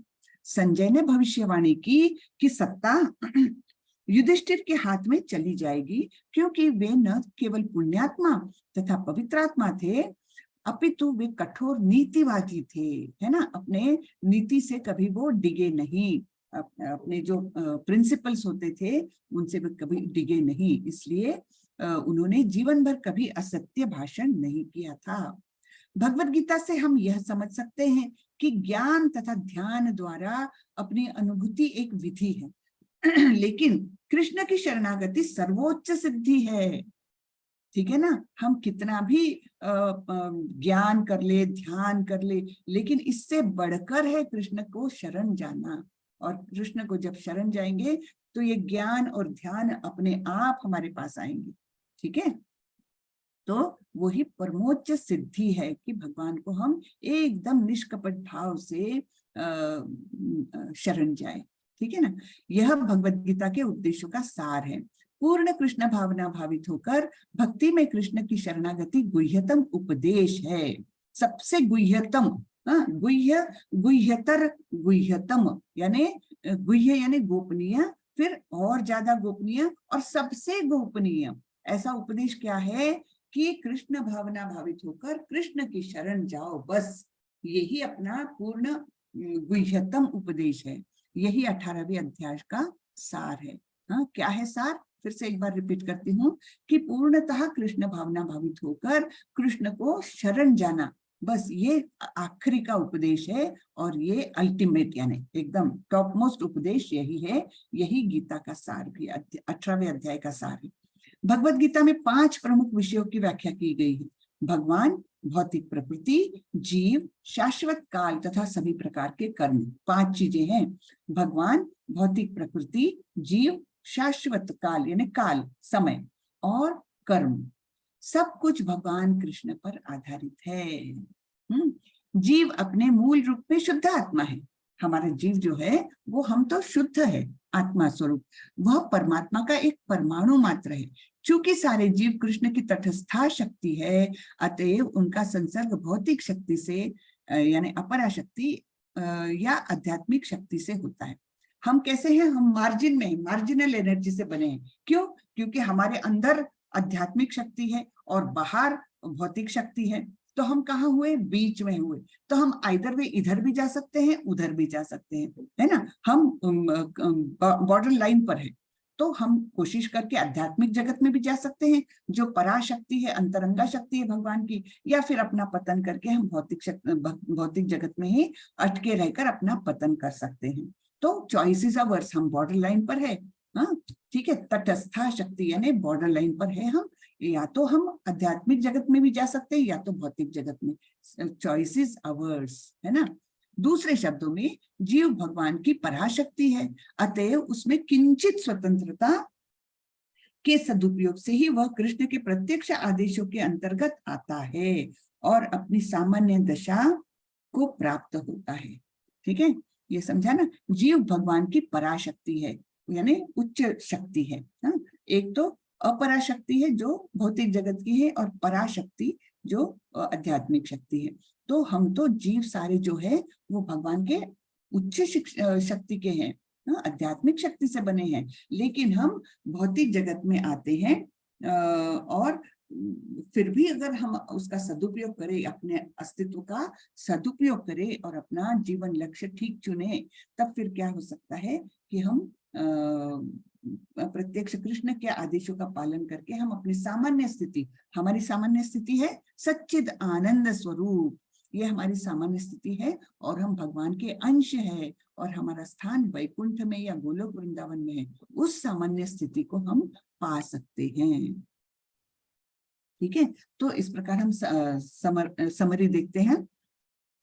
तो कर्म बंधन से मुक्ति योग, हाँ, इसके बारे में पहले तो उन्होंने पूछा था, अर्जुन ने प्रश्न पूछा था सन्यास और त्याग में क्या डिफरेंस है। तो वो भगवान ने पूरे डिटेल में बताया। सन्यास किसे कहते हैं? कर्मों को ही, भौतिक कर्मों को ही छोड़ देना यानी सन्यास, और कर्म फल को छोड़ देना यानी त्याग। इस प्रकार से भगवान ने समझाया था। और कर्म से बंधन, कर्म के बंधन से मुक्ति योग, हम कैसे कर्म बंधन से मुक्त हो सकते हैं, उसके प्रति आसक्ति वगैरह ना रख के हम मुक्त हो सकते हैं। फिर कार्रवाई के 5 कारक हमने देखे, है ना। उसमें क्या क्या है? अनुष्ठानम तथा कर्म, वो 5 चीजें हैं। चेष्टा भी है, दैव भी है और इंद्रिय भी है, ऐसे करके 5 चीजें बताई थी। और 3 गुण सब कुछ नियंत्रित करते हैं, है ना। तो सारे हमने देखा कि यज्ञ दान तप जो है वो कर्म कभी छोड़ना नहीं चाहिए, क्योंकि उससे हम पवित्र होते हैं। और बाकी फिर देखे थे कि कैसे हर काम जो है अलग अलग गुण के अनुसार अलग अलग स्थिति में रहता है। कर्म बोलो, कर्ता बोलो, है ना, सब कुछ जिस गुण में हम हैं, सत्व गुण, रजोगुण, तमोगुण, उसके प्रकार उनका डिवीजन होता है। फिर वर्णाश्रम धर्म के माध्यम से शुद्धि, है ना। क्या बोला है कि हमने अपने वर्ण के अनुसार ही, अपने गुणों के अनुसार ही काम करना चाहिए, दूसरों का अनुपालन नहीं करना चाहिए, दूसरों के कर्म को हमने नहीं अपनाना चाहिए। जो हमने एग्जाम्पल देखा था कि कैसे रेस के लिए अलग अलग तरह के प्राणियों को जमा करके उनको बोला चलो झाड़ पर चढ़ो, तो वो पॉसिबल नहीं है। तो श्रेयान स्वधर्मो विगुणः, अपना हम त्रुटिपूर्ण ढंग से ही क्यों ना करें, लेकिन अपना ही काम, अपने गुण और स्वभाव के अनुसार जो है काम वो ही करना चाहिए, दूसरों की नकल नहीं करना चाहिए। फिर ब्रह्म प्लेटफॉर्म, यानी ब्रह्मभूत प्रसन्नात्मा न शोचती न कांक्षति, वो वाला ब्रह्मभूत प्रसन्नात्मा न शोचती न कांक्षति, सम सर्वभूतेषु मद भक्ति लभते पराम, है ना। जो ब्रह्मभूत पर स्टेज पर आ जाता है उसको मेरी भक्ति प्राप्त होती है, वो वैकुंठ धाम पर आ जाता है, क्योंकि वो सभी जीवों को एक समान देखता है ना। सम सर्वेषु भूतेषु, सबके अंदर वो परमात्मा को ही देखता है, ठीक है। फिर शुद्ध भक्ति कृष्ण चेतना में, तो वो क्या करना है, सर्वधर्मान परित्यज्य, जो कुछ कृष्ण का आदेश है उसी को मानना है, और बाकी हम ये टॉप मोस्ट आदेश है ना, सर्वधर्मान परित्यज्य माम एकम शरणम व्रज, बस भगवान की शरण में जाना है, और फिर हमको गलत सही जो कुछ है उसका कोई भी पाप हमें नहीं लगेगा। धर्म क्या है, धर्म है धर्मम तो साक्षात भगवत प्रणीत, जो भगवान के आदेश है वो ही धर्म है ना। तो वो तो यानी जो युद्ध नहीं करूं, या मुझे पाप लगेगा, या मैं अपने लोगों को कैसे मारूं, ये जो सब कुछ सोच रहा था ना अर्जुन, वो कौन से लेवल से सोच रहा था, वो अपनी देहात्म बुद्धि से सोच रहा था, है ना, कि मेरे रिश्तेदार, मुझे पाप लगेगा, सब कहाँ से सोच रहा था वो, उसकी सोचने की जो वो थी, वो लिमिटेड कहाँ पर थी, वो देहात्म बुद्धि से सोच रहा था अर्जुन। लेकिन जब उसको ये सारा ज्ञान प्राप्त हुआ, तब उनको समझ में आया कि ये सब मेरा जो धारणाएं थी, जो मैं सोच रहा था, वो सब गलत है, और केवल भगवान की शरण में जाकर उनके आदेशों का पालन करना ये सबसे परम धर्म है ना। ये उनकी समझ में आ गया था। तो इस प्रकार ये अध्याय खत्म हुआ। अब ये सेल्फ यानी स्व मूल्यांकन, सेल्फ असेसमेंट, आप 1 से 3 के आधार पर खुद को रेट करते हैं कि आप किस श्रेणी में आते हैं। 1 सबसे कम है और 3 सबसे ऊंचा है। आप अपना अपना करिए, देखिए। माता जी रिटर्न स्लाइड नहीं आ रही, बस ये पिक्चर आ रही है। हाँ, तो यही है, इतना ही है। अच्छा ठीक है, इतना ही है माता जी। जी, ये तो दिख रहा है ना, ये मेरे को मोबाइल पर दिख रहा है। हाँ नहीं स्लाइड तो दिख रही है, मतलब ये जो पिक्चर है ये तो दिख रही है। हाँ, जो आप बोल रहे थे ना, मुझे लगा वो हाँ, भी नहीं। अच्छा ये ठीक है। हाँ, तो ये आप अपना अपना सेल्फ असेसमेंट कर सकते हैं सभी लोग, ठीक है। तो चलिए, आज का अध्याय खत्म हुआ और हमारा 18 दिन का कोर्स भी खत्म हुआ। किसी को कुछ प्रश्न है तो पूछिए। इस कोर्स को हम और बेटर कैसे कर सकते हैं, वो कुछ आप लोगों को बताना है तो वो बताइए। सबके सजेशंस आर वेलकम, या कुछ भी कमेंट्स है तो बताइए, कुछ भी कमेंट्स इस कोर्स के बारे में अगर कुछ है तो। जय हरे कृष्णा। हरे कृष्णा, बोलिए वसुधा माता जी, बोलिए। हाँ, मैं ये कह रही थी, लेवल 2 के लिए मैं रजिस्टर कर रही थी, उसमें ये था कि आपको चूज करिए कोर्स। उसमें फर्स्ट था प्री भक्ति शास्त्री कोर्स और भक्ति सदकार कोर्स। सदाचार, हाँ नहीं, आप प्री भक्ति ले लीजिए। अच्छा। हाँ, प्री भक्ति वाला। सदाचार कोर्स अलग है, यानी उसमें आपको परीक्षा वगैरह नहीं देनी पड़ती। इसमें आप जाएंगे ना, आपको अध्ययन करने को ज्यादा मिलेगा। हाँ, तो प्री भक्ति शास्त्री वाला चूज करिए आप। ओके जी। जी, भूपेंद्र प्रभु बोलिए। भूपेंद्र कुमार प्रभु जी, हरे कृष्णा।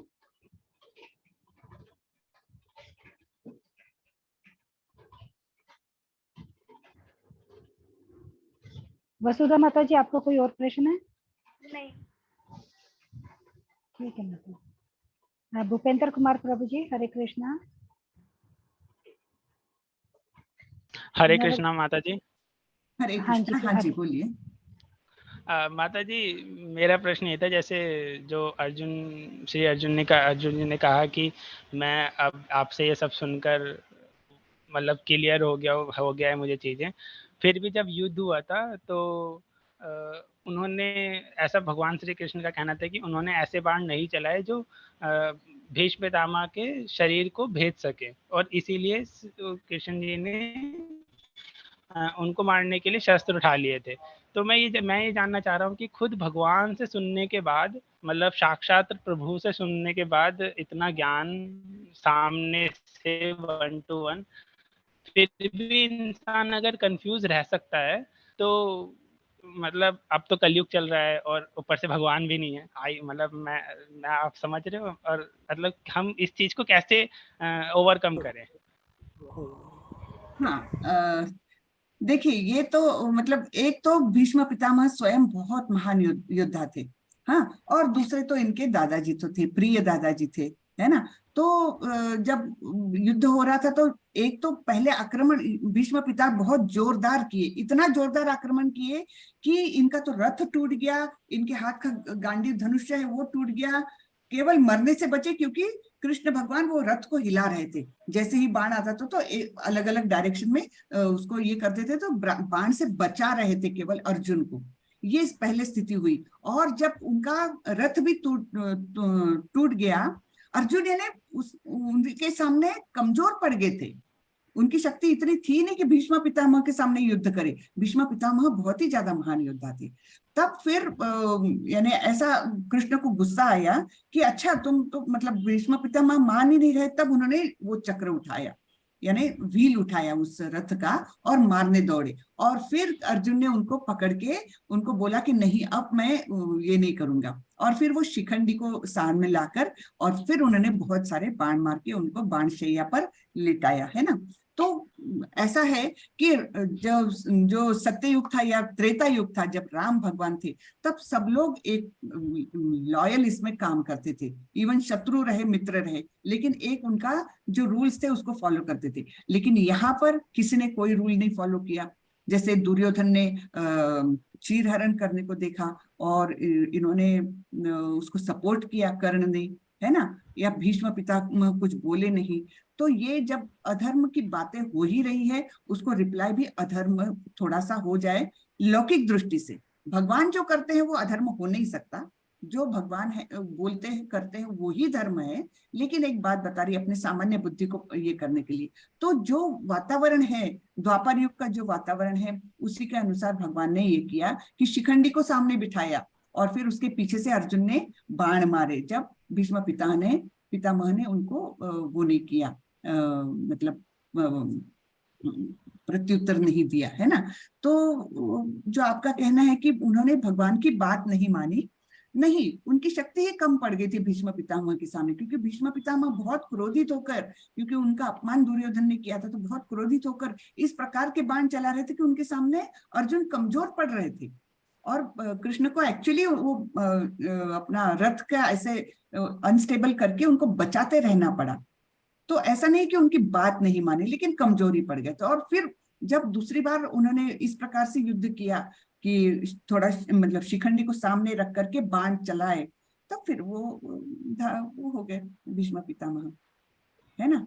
तो एक इस प्रकार से देखना चाहिए उसको कि जो भगवान करते हैं वो ही धर्म है, और अलग अलग युग का एक अलग अलग धर्म का स्टैंडर्ड बताया गया। अभी कलयुग में अभी तो कोई जो स्टैंडर्ड होना चाहिए वो तो है ही नहीं। तो जो भगवान के आदेश के अनुसार हमको उसमें से ही आदेश ढूंढ करके वो करना है। तो सब कुछ हम एकदम टू द पॉइंट नहीं ले सकते कलयुग में तो, लेकिन फिर भी जो भगवान ने बोला है उसी के अनुसार हमको चलना है कलयुग में भी, है ना। तो भगवान ने जिसे बुरा बोला है वो बुरा है, भगवान ने जिसे अच्छा बोला है वो अच्छा है, हाँ। तो इसी के प्रकार हमको कलयुग में अभी वैसे ही जीवन जीना है। हम तो देखते हैं कि कितनी कपट नीति सब चलती है यहाँ पर, लेकिन उसी में से हमें मार्ग निकालते हुए चलना है और भगवान के आदेश लेना है। हमको भगवत गीता से भगवान के आदेश मिलते रहते हैं, पढ़ते जाइए तो हमको बराबर आदेश मिलते जाते हैं। तो उस प्रकार हमको करना है कार्य। माता जी, मेरा कहने का मतलब ये नहीं है कि अर्जुन ने उनकी बात नहीं मानी। मेरा कहने का मतलब ये है कि उन्होंने ये कहा था कि मतलब भगवान श्री कृष्ण ने कहा था कि तुम ऐसे बाण नहीं चला रहे हो जिससे इनका वध हो सके, तो अगर तुम इन्हें नहीं मारोगे तो मैं मारूंगा।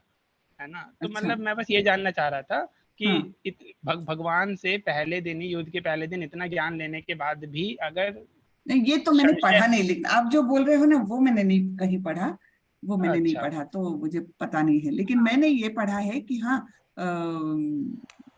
कि जब पहले जब भीष्म पितामह ने जब उन पर अटैक किया, क्योंकि वे बहुत अपमानित थे, तो बहुत प्रखर अटैक किया था भीष्म पितामह ने, तब इनके बाण कमजोर पड़ रहे थे, क्योंकि वे ही कमजोर पड़ गए थे।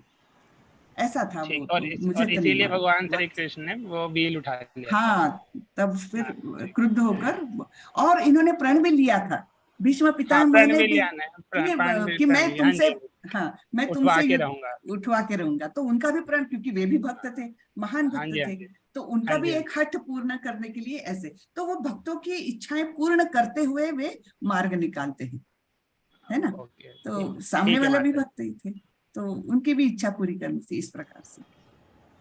हरे कृष्णा माता जी। हरे कृष्णा। आपको कोर्स कैसा लगा भूपेंद्र प्रभु? बहुत बहुत अच्छा था माता जी, बहुत कुछ सीखने को मिला। और जैसे ही आप वो श्लोक उच्चारण करते हो, मैं तो एकदम मंत्रमुग्ध हो जाता हूँ, क्योंकि मुझे वो बहुत अच्छा लगता है। तो हरे बहुत कृष्ण। अच्छा था। जी, हरे आपको कृष्ण। वो श्लोक सीखना है तो उसकी भी एक लिंक मिल सकती है, आप हाँ जी, लोग हाँ जी, इस्कॉन मैं से ले रहा हूँ जुड़िए। क्लास। हाँ, अरे वाह, ले रहे हाँ आप, अरे वाह, हाँ जी, वेरी हाँ गुड, जी। बहुत अच्छी। हाँ, ग्रुप में भेज दिया था माता जी जी जी, ने। बहुत दोबारा अच्छी। भेज दूंगी एक बार, तो जिनको फोटो लेने इच्छा के है लिए। ना, कर सकते हैं। Very good.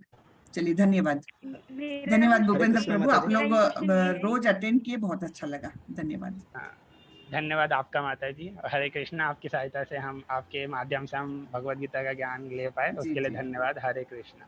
हरे कृष्णा। मैंने हरे तो केवल कृष्ण। श्रीला प्रभुपाद के थोड़े से शब्द आपके सामने बोले हैं, मेरा कुछ उसमें क्रेडिट नहीं है, सब कुछ श्रीला प्रभुपाद का है। जी, नवल नवल प्रभु। किशोर प्रभु जी, हरे कृष्ण। जी, हरे मेरा कृष्ण ये माता जी। क्वेश्चन है। हरे कृष्ण। हरे हेलो, कृष्ण प्रभु, बोलिए। हेलो, मेरा ये क्वेश्चन है कि द्रौपदी के चीर हरण के समय अर्जुन ने क्यों नहीं कुछ बोला, मतलब पांचों पांडव कुछ नहीं बोले, फिर भी कृष्ण ने उनका।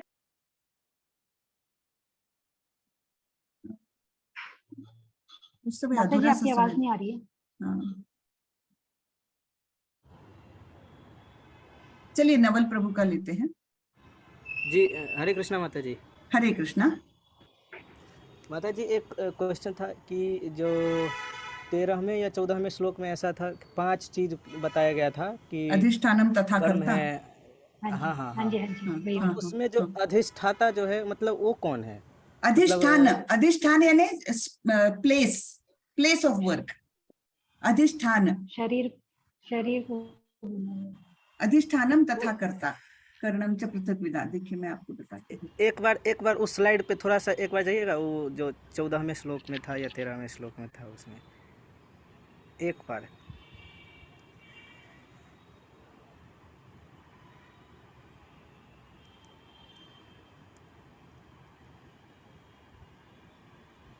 हाँ, देखिए, हाँ, वेदांत के अनुसार समस्त कर्मों की पूर्ति के लिए 5 कारण हैं। अब तुम्हें इन्हें मुझसे सुनो। कर्म का स्थान, अधिष्ठान यानी कर्म का स्थान, फिर कर्ता यानी काम करने वाला, विभिन्न इंद्रियां, हाँ, अलग अलग पार्ट्स, फिर चेष्टा यानी प्रयत्न, और परमात्मा, ये 5। तो ठीक है। इसमें मेरा क्वेश्चन ये है कि कर्ता तो हम हो ही गए, तो इसमें हाँ, इंद्रियां, फिर इंद्रियों के सहारे से ही तो हम काम करेंगे। नहीं, फिर भी उनको अलग अब जैसे हम एग्जाम को गए, हम तो गए हैं, लेकिन हमारा हाथ ही काम नहीं कर रहा, तो फिर वो इंद्रिय काम नहीं कर रही, तो हम कैसे पेपर लिखेंगे? तो कभी कभी यानी इंद्रियों का भी सहभाग तो चाहिए, हाँ, काम करने के लिए। काम करने वाला मैं हूं, लेकिन काम करने के लिए सहायता कौन देगा? हमारी इंद्रिय देगी, तो इंद्रिय भी चाहिए। ये कौन से नंबर का है? 13 14, अच्छा, 1 मिनट। हाँ, तो इसमें मतलब ये हो जाता है ना कि मान लीजिए इसी में से यदि मिस हो गया, तो फिर तो नहीं हो पाएगा, हाँ, मतलब किसी को एग्जैक्टली एग्जैक्टली, इसलिए भगवान बोलते हैं कि कोई भी कर्म करते समय ये मत सोचो कि तुम ही करने वाले हो, उसमें 5 कारण है, और कर्म फल भी मिलता है, तो तुम ये मत जानो कि तुम ही कारण हो ये कर्म फल का, नहीं, 5 कारण है, तो यू आर ओनली 1/5 एक कोई भी काम के, बाकी सब अलग अलग चीजें हैं। है ना, और उसमें परमात्मा का रोल सबसे इंपॉर्टेंट। परमात्मा के परमिशन के बिना कुछ भी नहीं हो सकता। तो ठीक है। इसलिए ये 5 चीजें बताइए। स्थान चाहिए, कोई भी कर्म करने के लिए स्थान चाहिए, करने वाला चाहिए, और करने के लिए जो इंद्रिय आवश्यक है वो चाहिए, प्रयत्न चाहिए, और परमात्मा चाहिए। ऐसे ठीक है। ठीक है हरे प्रभु, कृष्णा माता जी। ठीक है ना? हाँ हाँ आपको ठीक कैसा है। लगा प्रभु, ये कोर्स ठीक लगा? जी बहुत अच्छा लगा, बहुत अच्छा। और वैसे भी इस चतुर्मास में हमने इस भगवत गीता का अध्ययन किया है जी तो जी, बहुत अच्छी बात है। तो इसको कंटिन्यू रखें, और माला जब भी करिए सभी लोग कम से कम एक से हेलो चालू करें। हाँ, हेलो। हाँ हरे हाँ जी। हरे हाँ जी। कृष्णा। हाँ, मेरा ये क्वेश्चन है कि द्रौपदी के चीर हरण के समय पांचों पांडवों ने कुछ नहीं कहा, क्यों? और फिर भी कृष्ण भगवान उनके साथ थे। एक तो युधिष्ठिर के आदेश के बिना वो कुछ नहीं कर सकते थे, है ना। युधिष्ठिर उनके बड़े भाई, और वे ही खुद दास बन गए। यानी उस समय में जो उनकी लीगल पोजीशन बोल सकते हो, दास ऑलरेडी बन गए थे, ऑलरेडी दास बन गए थे वे। और फिर एज अ दास वो कुछ भी नहीं कर सकते थे, यद्यपि गुस्सा तो बहुत आ रहा था उनको। हाँ, और उनको पहले तो विश्वास था कि भीष्म पितामह, द्रोणाचार्य वगैरह ये लोग बचा लेंगे किसको, द्रौपदी को। लेकिन किसी ने कुछ नहीं किया, और तब जब शरणागत हो गई द्रौपदी पूरी तरह से, तब कहीं कृष्ण आए। कृष्ण भी पहले आ सकते थे, ऐसा भी हम सोच सकते हैं। तो कृष्ण ने क्यों राह देखी, इतना सब होने की राह क्यों देखी? पहले ही आके मदद कर देते, पहले ही आके दुर्योधन को एक चपत मार देते तो वहीं के वहीं चुप हो जाता। क्यों नहीं हाँ, वो किया कृष्ण? पांडवों को समझा भी सकते थे कि ये तुम मत करो, ये हाँ, पहले ये भी मत बता सकते। करो। लेकिन जब तक द्रौपदी पूरी तरह से कृष्ण को शरण नहीं गई, जब तक द्रौपदी को ये पता नहीं चला कि यहाँ पर कोई भी उसकी सहायता नहीं करेगा, केवल कृष्ण करेंगे, तो पूर्ण रीति से वो शरणागत गई, तब कृष्ण ने मदद की है। तो हमको भी ये भवसागर में रहते हुए हम सोचते हैं कि ये मेरी मदद करेगा, वो करेगा, लेकिन वैसा नहीं है। कोई भी हमारी मदद नहीं कर सकता एक्सेप्ट कृष्ण। तो वो उस दृष्टि से हमने उसको देखना चाहिए कि कोई भी संकट आता है हम पर, तो हमको कृष्ण की ही शरण में जाना चाहिए। हम इससे मदद मांगो, उस देवता से मदद मांगो, तीसरे देवता से मदद मांगो, उसके बदले हमको कृष्ण की शरण में जाना चाहिए, वो जरूर मदद करते हैं, है ना। तो ये हमने उसमें से सीखना चाहिए। अभिषेक बोरा प्रभु जी, हरे कृष्ण। हरे कृष्णा माता जी। हरे कृष्ण प्रभु। तो मेरा क्वेश्चन ये था ना, जब आपने अभी दक्ष महाराज की कहानी बताई थी, जी, तो उसमें बोला था कि उनको मतलब बकरे का सिर लगाया था, मतलब कोई स्पेसिफिक रीजन था क्या बकरे का सिर नहीं लगाने का? नहीं, ऐसा कोई स्पेसिफिक रीजन कुछ नहीं। कोई जानवर का चाहिए था, और जो जानवर वहां पर उपलब्ध था वैसे लगा दिया। ऐसा कोई स्पेसिफिक रीजन नहीं था उसके पीछे। ठीक है। हाँ, हरे कृष्ण। हरे कृष्णा माता जी। हरे कृष्ण। माता जी भगवान शिव के केस में ऐसा क्यों होता है? मतलब दक्ष के सर के जगह पे बकरे का सिर लगा दिया, गणेश जी के मतलब सर पे हाथी का सिर लगा दिया। तो ऐसा एक जगह और मैंने कहीं सुना है कि एक और है जिनका सर जो है एक और किसी जानवर से मतलब मैच करता है। तो मतलब क्यों ऐसा होता है ये? मतलब जानवर का सर क्यों लगाते हैं वो? देखिए, तब की टेक्नोलॉजी कि हेड ट्रांसप्लांट कर सकते थे है ना। तो क्यों करते थे ये तो नहीं मालूम, लेकिन उस व्यक्ति को जीवित करने के लिए ये टेक्निक थी तब, यानी शिव जी के पास थी नहीं नहीं, खास तो करके। आजकल थोड़ा सा जो मतलब डिबेट चलता रहता है कहीं कहीं पे, तो हम्म। उसमें यही सब चीज़ मेन क्वेश्चन आ जाता है कि क्या उस समय कोई आदमी का सर नहीं लगा सकते थे, वो किसी मतलब इंसान का सर नहीं लगा सकते थे? तो फिर उनके भगवत्ता मतलब जो भगवान जो है, भगवान की शक्ति पे संदेह हो जाता है लोगों को। नहीं, देखिए, जो वहां पर अवेलेबल जो मृत प्राणी है, किसी को मार करके सिर नहीं लगाते थे। कि ऐसा नहीं कि उसके लिए एक बकरे की जान ली और उसको ये किया, नहीं। वहां पर जो तुरंत जो लेटेस्ट जो मरा हुआ प्राणी रहेगा उसका सिर लगाते थे, ऐसे हत्या करके नहीं लगाते थे। जैसे गणेश के केस में भी, गणपति के केस में भी पहला प्राणी जो उनको मृत मिला वो हाथी था, इसलिए हाथी का लगाया। यहाँ पर भी क्योंकि वो यज्ञ हो रहा था तो बलिदान हुए हैं, तो जो लेटेस्ट मरा हुआ वो था, प्राणी था, उसका सिर लगाया गया, हत्या करके नहीं लगाते थे। ऐसा, यानी किसी को प्राणी की हत्या करके फिर उसका सिर लिया, ऐसा नहीं होता। वो बिल्कुल वो लिखा हुआ है।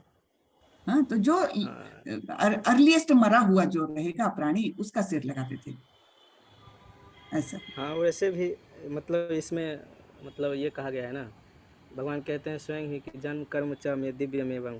हाँ, तो जन्म भगवान कर्म के च लिए मे दिव्यम एवं यो व्यक्ति तत्वतः, है ना।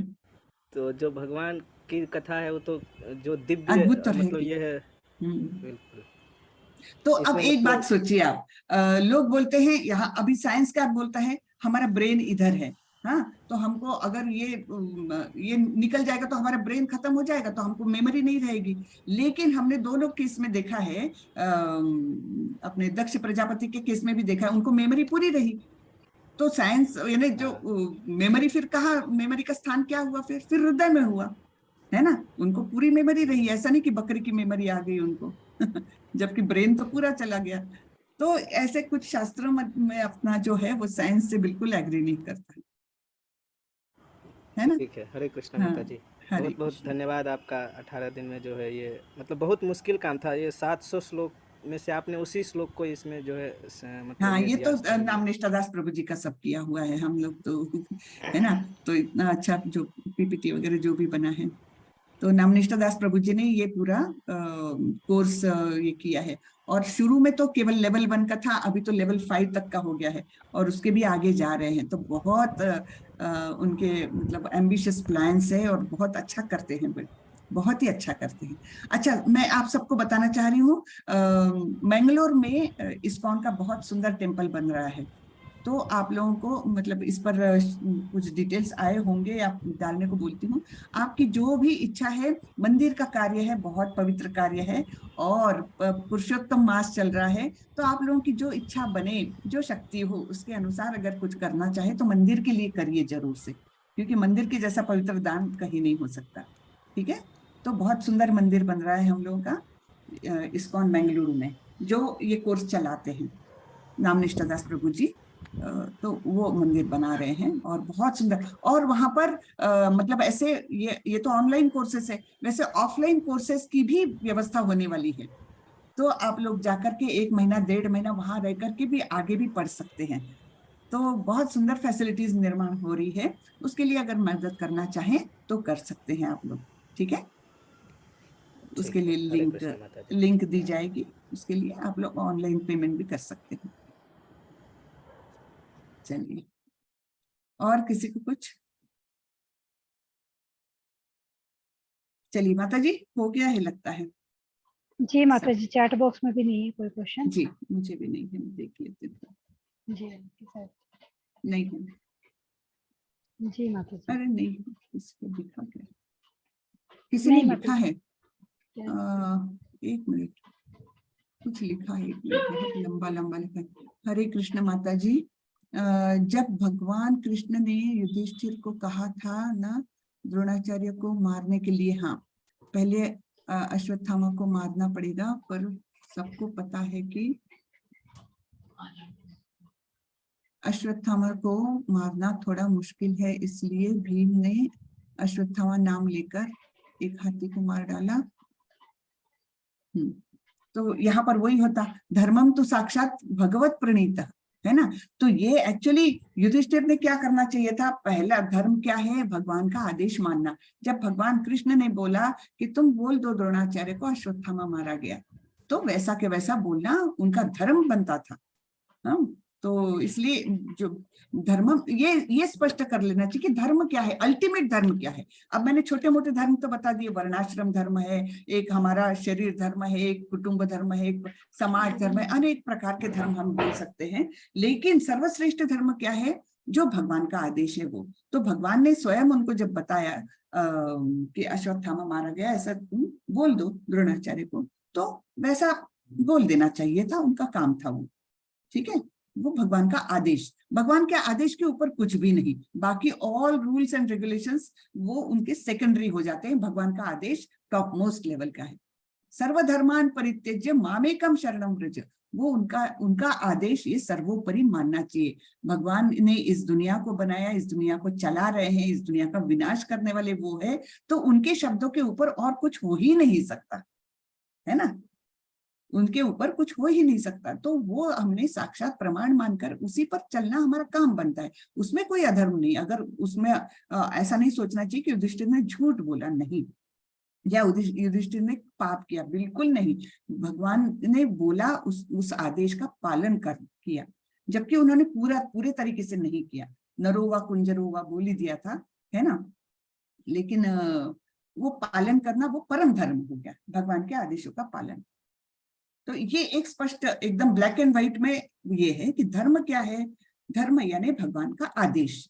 अब वो अलग अलग स्तर का हो सकता है, लेकिन टॉप मोस्ट जो है वो over rules all other rules, है ना। टॉप मोस्ट जो आदेश है वो सबको ओवर रूल कर देता है, तो वो सबसे हमको मानना जरूरी है, भगवान का आदेश। ठीक है जी, एक हैंड रेज हुआ, दीपांजलि। हरे कृष्ण माता जी। हरे कृष्ण माता जी, मेरा एक प्रश्न था कि भगवान हमें आदेश कैसे देंगे?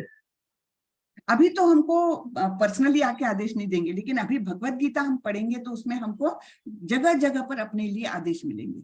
हम उतना ध्यान से पढ़ेंगे, उस विचार से पढ़ेंगे ना, हमको अपने आप वो आदेश मिलेंगे, अपने आप मिलते हैं, जो हमें अंदर से प्रेरणा आती है। बिल्कुल, वो पढ़ के उसका अपने मनगढ़ंत अर्थ नहीं निकालना है। सच्चा अर्थ जो है उसी से हमको अपने आदेश भी मिल जाते हैं, क्या हमको करना है, बिल्कुल मिल जाते हैं। और फिर गुरु साधु शास्त्र, मतलब स्वयं जैसे अर्जुन को साक्षात प्रकट होकर आदेश दिया, वैसे हमें नहीं देंगे। हम उतने लेवल के नहीं है ना। अर्जुन तो भक्त भी थे, मित्र भी थे, हम उतने लेवल के नहीं है, लेकिन हमारे अंदर बैठे हैं ना वो, फिर भी हमारे अंदर बैठे हैं, तो उनको देखो, वो भी हमको आदेश देते ही रहते हैं, लेकिन हमको सुनाई नहीं देता ना। क्यों? क्योंकि हम बाहरी भौतिक जगत का सब कुछ सुनते रहते हैं, हाँ, और हमारे अंदर इतने कल्मश है, काम क्रोध लोभ मोह मद मत्सर, इतनी सारी लेयर्स है, उसके बाहर कैसी आएगी भगवान की आवाज? तो वो अगर साफ करेंगे सारे कल्मश और भौतिक जगत से अनासक्त हो जाएंगे, तब ना हमको आवाज सुनाई देगी, बिल्कुल सुनाई देगी। अपने आदेश वो सुनाते रहेंगे हम, लेकिन हमको सुनाई नहीं देता। माता जी, फिर भी हम अगर गलती कर दें और भगवान तो हमें संकेत दे रहे हैं और हम गलती कर दें, तो फिर अगर गलती करते हैं तो भगवान आगे जाकर माफ भी करते हैं, अगर हम सही रास्ते पर आए तो। बच्चों की गलती माँ बाप माफ करते हैं ना, कई बार करते हैं कि नहीं करते? वैसे ही भगवान तो हमारे परम पिता है, वो भी हमको माफ करते हैं। लेकिन हाँ, फिर कभी कभी बच्चे ज्यादा गलती करते तो माँ बाप देते हैं ना एक दो, वैसे वो भी देते हैं। जी माता जी, धन्यवाद। वैसे वो भी देते हैं। चलिए, ओके, चले अब यहीं खत्म करते हैं, 9 बजने को आए करीबन। ठीक है, तो चलिए, बहुत अच्छा लगा आप लोगों से संपर्क में आके, बहुत अच्छा लगा। सभी को धन्यवाद। वाचा कल्पतरोभ्यस्य कृपा सिंधुभ्येव च पतितानां पावनेभ्यो वैष्णवेभ्यो नमो नमः। अनंत कोटि वैष्णव वृंद की जय, श्रीला प्रभुपाद की जय। हरे कृष्ण। हरे कृष्ण जी। परवीन माता जी, थैंक यू सो मच, बहुत बहुत बहुत धन्यवाद, आपने बहुत सपोर्ट किया। और दूसरा, अगली बार से मैं सीनियर उसमें जा रही हूँ, मैं एडल्ट्स में जा रही हूँ। किसमें जा रहे हो माता जी आप? एडल्ट्स में? अच्छा, नेक्स्ट टाइम, नेक्स्ट सेशन में, नेक्स्ट मंथ से। देखती हूँ आपके टाइमिंग क्या लोगे? सवेरे 6 बजे का। अच्छा, मॉर्निंग का। अच्छा, चलो देखते हैं मुझे कौन सा मिलेगा बैच फिर। वैसे हरे कृष्णा। हरे कृष्णा। हरे कृष्णा। बहुत अच्छा लगा। हरे कृष्णा माता जी। हरे कृष्णा, सभी को हरे कृष्णा। धन्यवाद। हरे कृष्णा सभी बच्चों सभी को, सभी